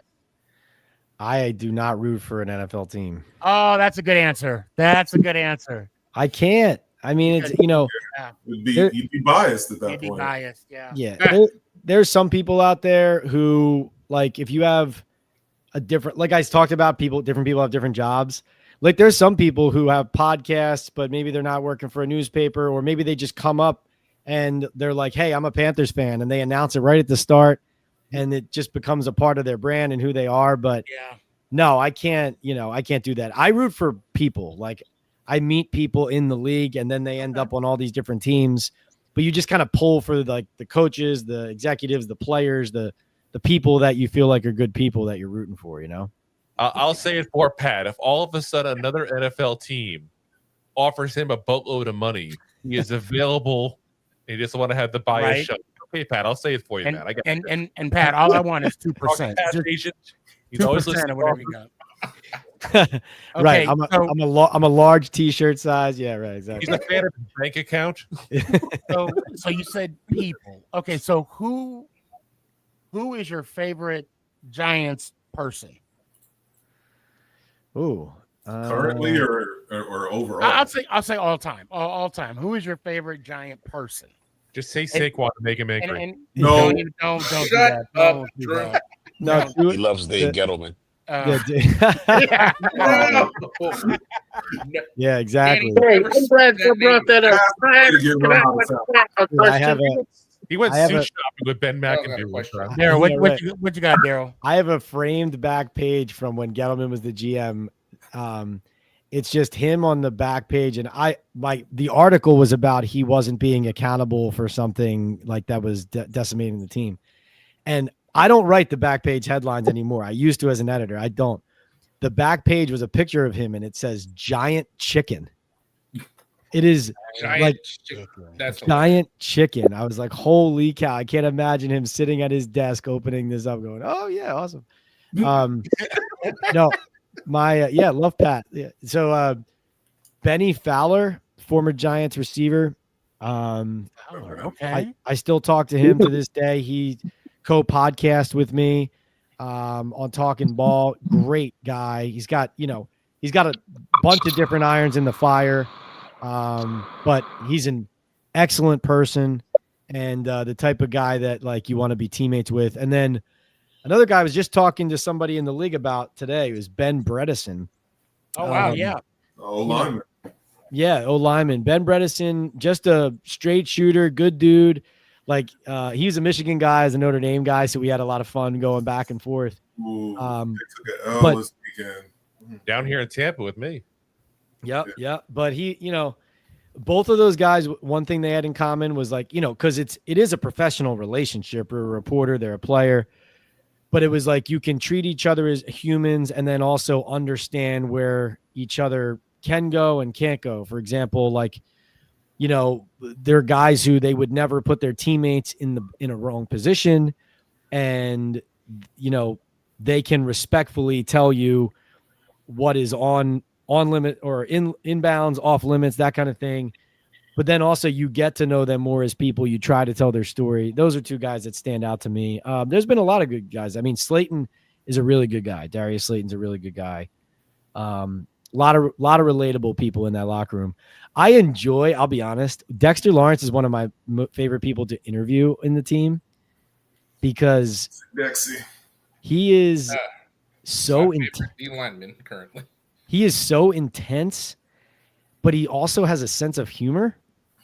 So like he can be fun to, I was going to say screw with him, but like he screws with you. Like he's fun to joust with, when it's like, what he's not going to say, but he'll play the game. And he's also like, I always say this about Dexter Lawrence to people, because I know everybody knows he's a big guy, but you really don't understand if you've never stood next to him how big he is. Yeah. So, Pat, let me ask you this. How does that make you feel as a full-grown man when he's sitting down, you're still looking at him eye to eye? Yeah, right. How does that, I mean, if that's intimidating. When I saw Dexter for the first time, I was up to his belly button. No diddy. I'm just saying. He is a monster. Like, and that is a big dude. Yeah. And like, I always say to people, I'll say like, when the guy has a t-shirt on, he looks like he still has pads on because his shoulders are that broad. And yeah, no, I think how it makes you feel is like, it's interesting in the moments where we were talking about asking tough questions earlier. It can be very difficult. Like when you're standing in front of him, he's towering over you and you're like, why didn't you play that well? Or whatever it is. Like, right. After the Jets practice, he did an interview. And again, one of those questions that no one was asking, but needed to be asked. Like I diplomatically asked him, like if he was how close he was to being in football shape, because I've seen him play for years and years and years. He hasn't been in his same football shape. They've been bringing him along slowly because of that dislocated elbow throughout the offseason into training camp. He's ramping up towards week 1. He's playing in week 1. But that's a storyline. Like, are his snaps going to be a little bit lower than usual in week 1, or is he such a specimen that he's just going to power through it and do it with limited practice and action in the preseason? But I had to ask him that question, and it's like that moment where I know he knows I'm challenging him on a topic that he doesn't want to talk about, but he also understands that it's fair game, and he's probably wondering why no one asked him yet. But there's that moment where like you're standing there and looking up, asking him, and you're like, man can crush me. Guy could just kill me right now. And honestly, it's also kind of funny to think about that he's probably thinking that. Like, I'm going to answer this, Pat, and be respectful, but like all I want to do is squash you like a bug. Just what meet me in the parking lot. I feel like the only person he wants to squash right now is any opposing quarterback from our division. Dude, that's the name of the game. That's a very good point. I think a key moment for us, I know you were asked the question about the expectations of the New York Football Giants. Yeah. We at some point, we got to stop being the redheaded stepchild by getting beat by our division year in and year out. And I truly believe this year granted, I'm going to say we're going to go 6-0 in our division because that's just what I do. But I can see us being somewhat successful, more successful than we were last year in this year's division. I mean, what's your take on that, man? Yeah, I think, that's why I like, as much as it's a tough schedule, I like the opportunity for the Giants to get NFC East wins right away. Like, what better way to announce that this season is going to be different, not just by winning your season opener or by winning early games, but, you have an opportunity to topple, one of the brightest young stars and the darlings of the NFL. I mean, the Commanders are in prime time basically half the season. They got them at 1:00 on Sunday because they're playing against the Giants team that had 3 wins last year. You upset that Jaden Daniels team and you tell the NFL schedule makers they screwed up by putting you at 1:00 there, by putting you at 1:00 against the Dallas Cowboys in week 2. Now automatically, listen, a winless team in the division last year, there's nothing less acceptable than that for a John Mara franchise, for the New York Giants, for, like you said, even if you're going to have a 500 year, if you get some great wins in division against some of those hated rivals, if you cut the Eagles' legs out and prevent them from going and repeating, like those are the types of things where, in addition to showing improvement, you hang your hat on standing tall in division and not being a pushover, right? So, yeah, like some of these streaks, like I think the Cowboys, it's something like over their last 8 and 15 in the last 16 or something like that. Yeah, I mean, that just can't be. Right? Yeah, we got to. And I will be at the Dallas game. So, and I'll be in that little dugout area. So please come through and nice. Hey, what's up? Daryl, give me your final thoughts. We're gonna go ahead and just hang out a little bit more, Pat. We're about done with the show. This is where I just ask people for their final thoughts. Sounds good. They get about 10 to 15 seconds, and then we wrap it up. Go ahead, Daryl. What you got? Well, guys, I just can't wait for the season to start on Sunday. I hope we blow out Washington Commanders. I'm sorry. He might be coming back. Yeah. I'm just excited about the season. Can't wait. Right, I'll see y'all. I'll see you all guys on Sunday. Let's go, Giants! Ow! All right, Appreciate you, fam. Danny, what you got, man? Yeah, man. Like Daryl said, I'm excited for Sunday. I can't wait. It's about time we get some big blue football back. You know what I'm saying? Amen. I'm just hoping, Russ cooks on Sunday. That's all I'm saying. I just want to see that moon ball. I want to see that moon ball. That's all I want to see. Moon ball to neighbors. A moon ball to neighbors. That's what I want to see. No doubt. That's the recipe. Also, I mean, I just want to see throughout the season. I wanted to ask you, Pat, before I get out of here. Yeah. I just wanted to see what are your thoughts? Like, I mean, are we gonna see a lot of Scatterboo this season? You think? Because of Motor is in front of him on the depth chart. Nah, I mean, what do you think? What do you think on that? Yeah, Dabo loves Scatterboo. You're going to see a lot of him. I know, Tracy's the number one guy, but right. I do think Scatterboo is going to be in the mix, and I do believe, if you see, more ball security issues from Tracy, and Singletary's had him too, that'll just lead to more and more of number 44. Because they like him. I am interested to see how Scatterboo holds up physically in the NFL because he is undersized. He's tough, and he's a little small. He's a little small, yeah. He is. So that would be the one qualifier. But yeah, their intention is to involve him significantly, and that includes in the passing game. Yeah. Yeah. Let me hear one time, Danny. All right, Pat. Thank you so much for hanging out with us, man, tonight, man. Appreciate you. Thank you, Danny. And yeah, man, let's go. Let's hope for the best. Hope for the W on Sunday, and let's go Giants. Ow. Peace. Appreciate you, fam. Appreciate you. Jalen, what you got? Well, we're finally here, boys. We finally made it. It's game week. Honestly, I'm really hoping for a W on Sunday just because, my opinion, Commanders fans need to shut up. I'm like, the way they've been talking all off season, like people have been saying, like I saw this dude in a comment section. He said that he felt bad for the midgets and that the Commanders were gonna massacre us week 1. I'm like, okay, you have one good season and it goes to your head like that. Jeez. I'm pretty sure Jaden Daniels' ego isn't that inflated, and he was a rookie in the NFL that took that team to the NFC Championship. And I'm pretty sure he's talking less smack than y'all are. But it ain't over till that clock hits triple zeros, and we'll see we're gonna see who's better come Sunday. Yes, sir. Mm-hmm. Let me hear it. Let's go Giants. Ow! And Pat, thanks for coming on the show, man. You got it, Jalen. Pleasure sharing the Oh, show with you, man. I took your dad off. Wrong Clark. Wrong Clark. Casey, go ahead. What you got? So I think a lot of people forgot what happened last year with the Commanders. If it wasn't for the lack of a place kicker, we would have beat them the first time. And the second game was a hell of a lot close. For an offense that was as inept as it was, that game was really close. I don't think the Commanders are as good as advertised, or they're trying to make them. And I think that we have a good chance to go in there and beat them, because they really don't know what to expect from us, but we know what to expect from them.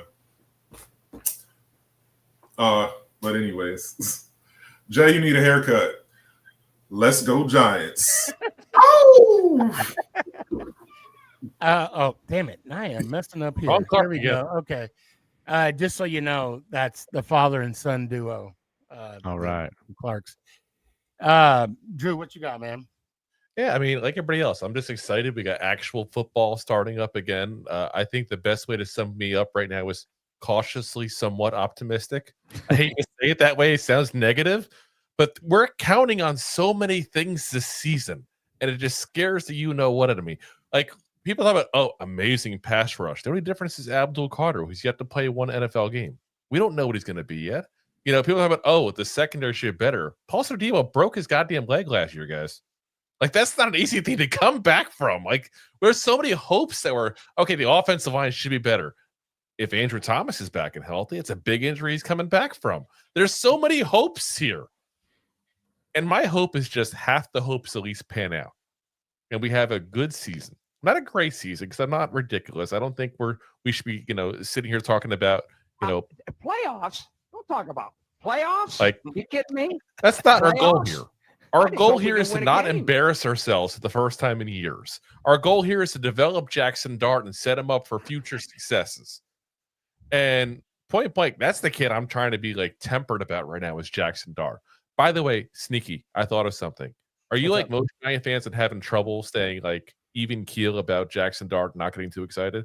Because I thought of a surefire way to keep you getting overly excited about Jackson Dart. Well, I'm like, I don't want to see him at all this year. And any Giant fans that do bring him up, I'm like you. I'm like, let's just focus on Russ right now. Well, Let's see if what you Russ ever can get do. too Go excited ahead. about Jackson Dart, I'm going to give you this little tip to keep you not too excited about it. Please, Okay. please. And I might use it too. What's his college number? 6. College number. Who? Darts? Yeah. What was it?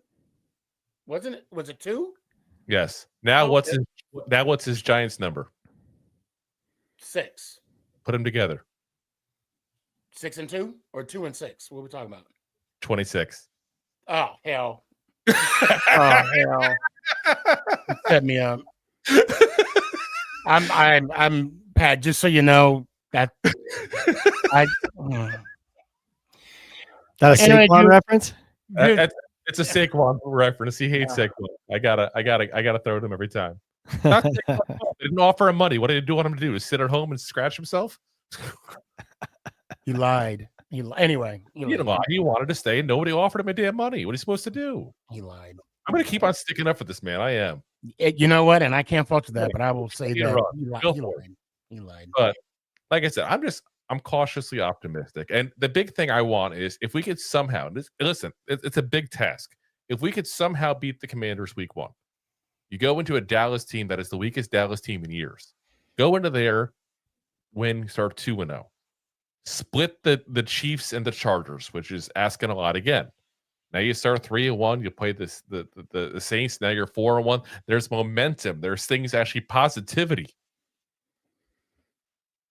but it's asking a lot, and I know it is. But I'm asking it as a Giants fan who's been sitting here upset. And I've said it before on my show, point blank. If it wasn't for the fact that I had a show the last couple of years. As a fan, I probably would have stopped watching the games, point blank, because it's been that bad, that embarrassing. I'm just hoping for a year that I'm not embarrassed, that I can walk around with this shirt on and not get laughed at. That's all I ask. All I ask. So, Sneaky, appreciate you having me on as always. Appreciate everybody else that came on. Pat, good to see you, man. By the way, I'm going to shoot you a message on Instagram, Pat, because you had mentioned one time when I was in the show, you come on ours. So Yeah. I'm just put a bump on there so it shoots up. So I know you get a lot of messages. I don't take it personally. Cool. Yeah, hit me there. Sounds good, Drew. All right. Appreciate everybody. Let's go, Giants. Ow! Appreciate you, fam. Gerald, man, yo, if you can stick around after the show, I need to talk about something real quick. Gotcha. Like, go ahead and hold on. Say you're like, what did it say? It says, hold on, StreamYard has lost access. You can hear me? Yeah. Can you hear me? Yeah, we got Okay. All right. Yeah, I got a warning real quick on StreamYard. Sorry. Go ahead. What's your final thought, man?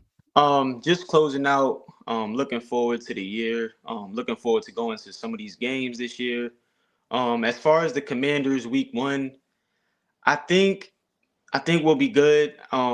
There's no surprises now with Jaden Daniels, right? We got film on him. We know what's coming, right?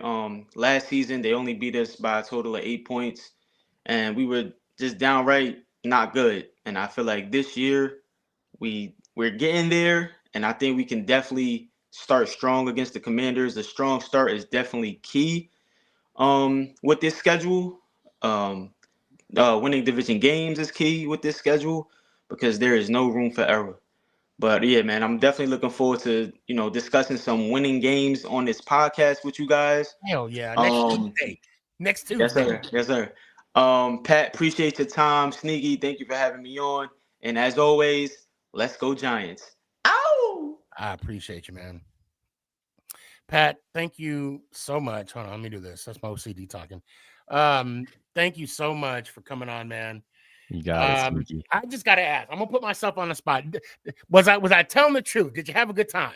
I did. I had a very good time. I appreciate that. I really appreciate you coming on. Can't thank you enough. What is your final thoughts? Well, first, I would like everybody to just be aware we do Talking Ball live with Pat Leonard. It's Mondays, Thursdays, 9 p.m. on YouTube. The channel is PL on NFL.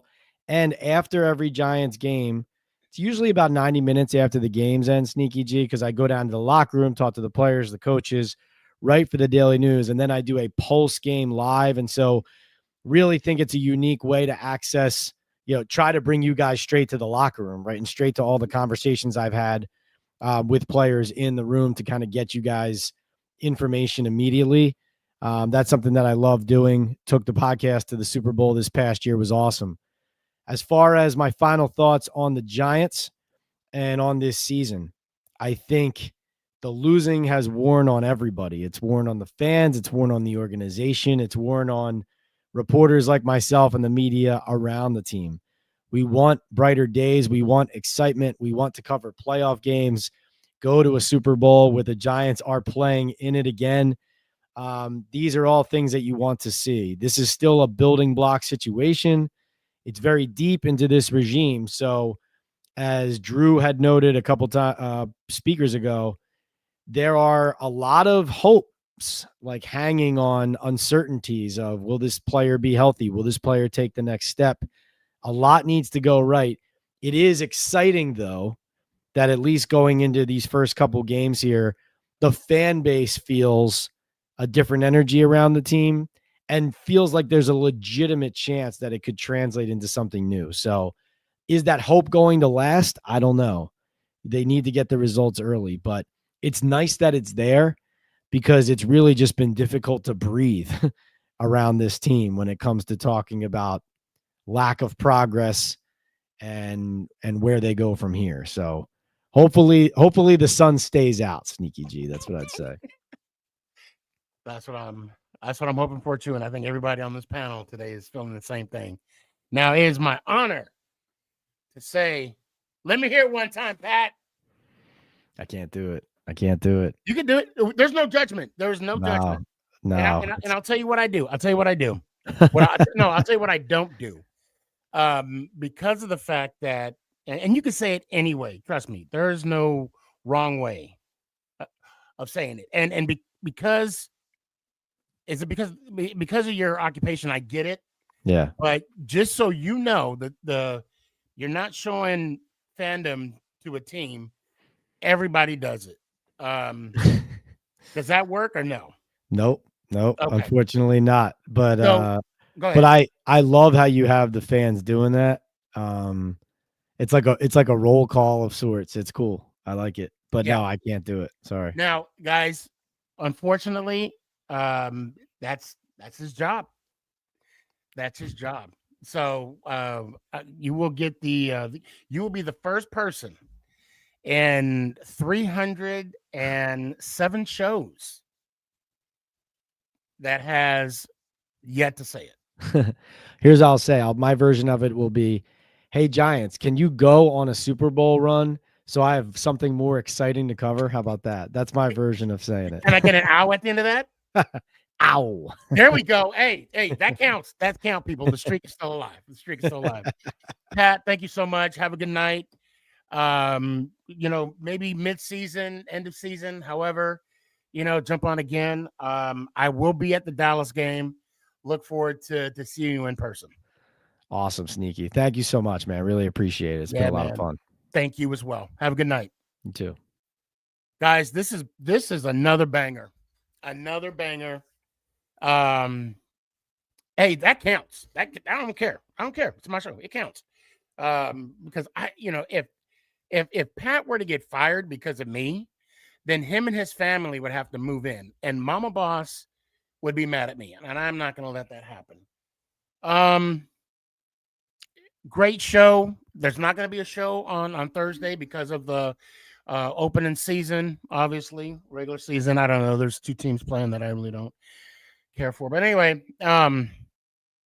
there's a game Friday that I will be watching. And I want to thank everyone who came on. Tanya, appreciate the love. Ant, hope you feel better. And also tomorrow, 2:00, be on the lookout. I want to say it's going to be on 888 Radio Network. First episode, part 1 of 2 of Be the Giant will be playing. And I have a very interesting and honest and open conversation with none other than Tiki Barber. Again, 1 of 2. Go check it out if you guys get a chance. I want to say it's 888 radionetwork.net. If you go to my Instagram page, you will see Make It Count. Not Make It Count. That's this one. You will see Be the Giant, the advertisement for that one. So please go check it out. Leave some good comments. Only good comments. The negative ones, just X out of everything and then type it on Word and then fold it neatly and put it up your. Anyway, again, I want to thank everybody for coming on. Have a good night. And as always, keep your damn hands to yourself and make somebody smile. And this is going to be the start to a new season. Just so y'all know, I just made a bet with Chris, the hog farmer Chris, for a Giants hat. And also, I have a lunch bet at work. So I will be looking forward to my lunch and my brand new Giants hat. So until then, ladies and gentlemen, be good, be kind, and be loving. Let's go, Giants. Ow! Is this thing on? It's your boy, Stefan, a.k.a. Sneaky. Yeah.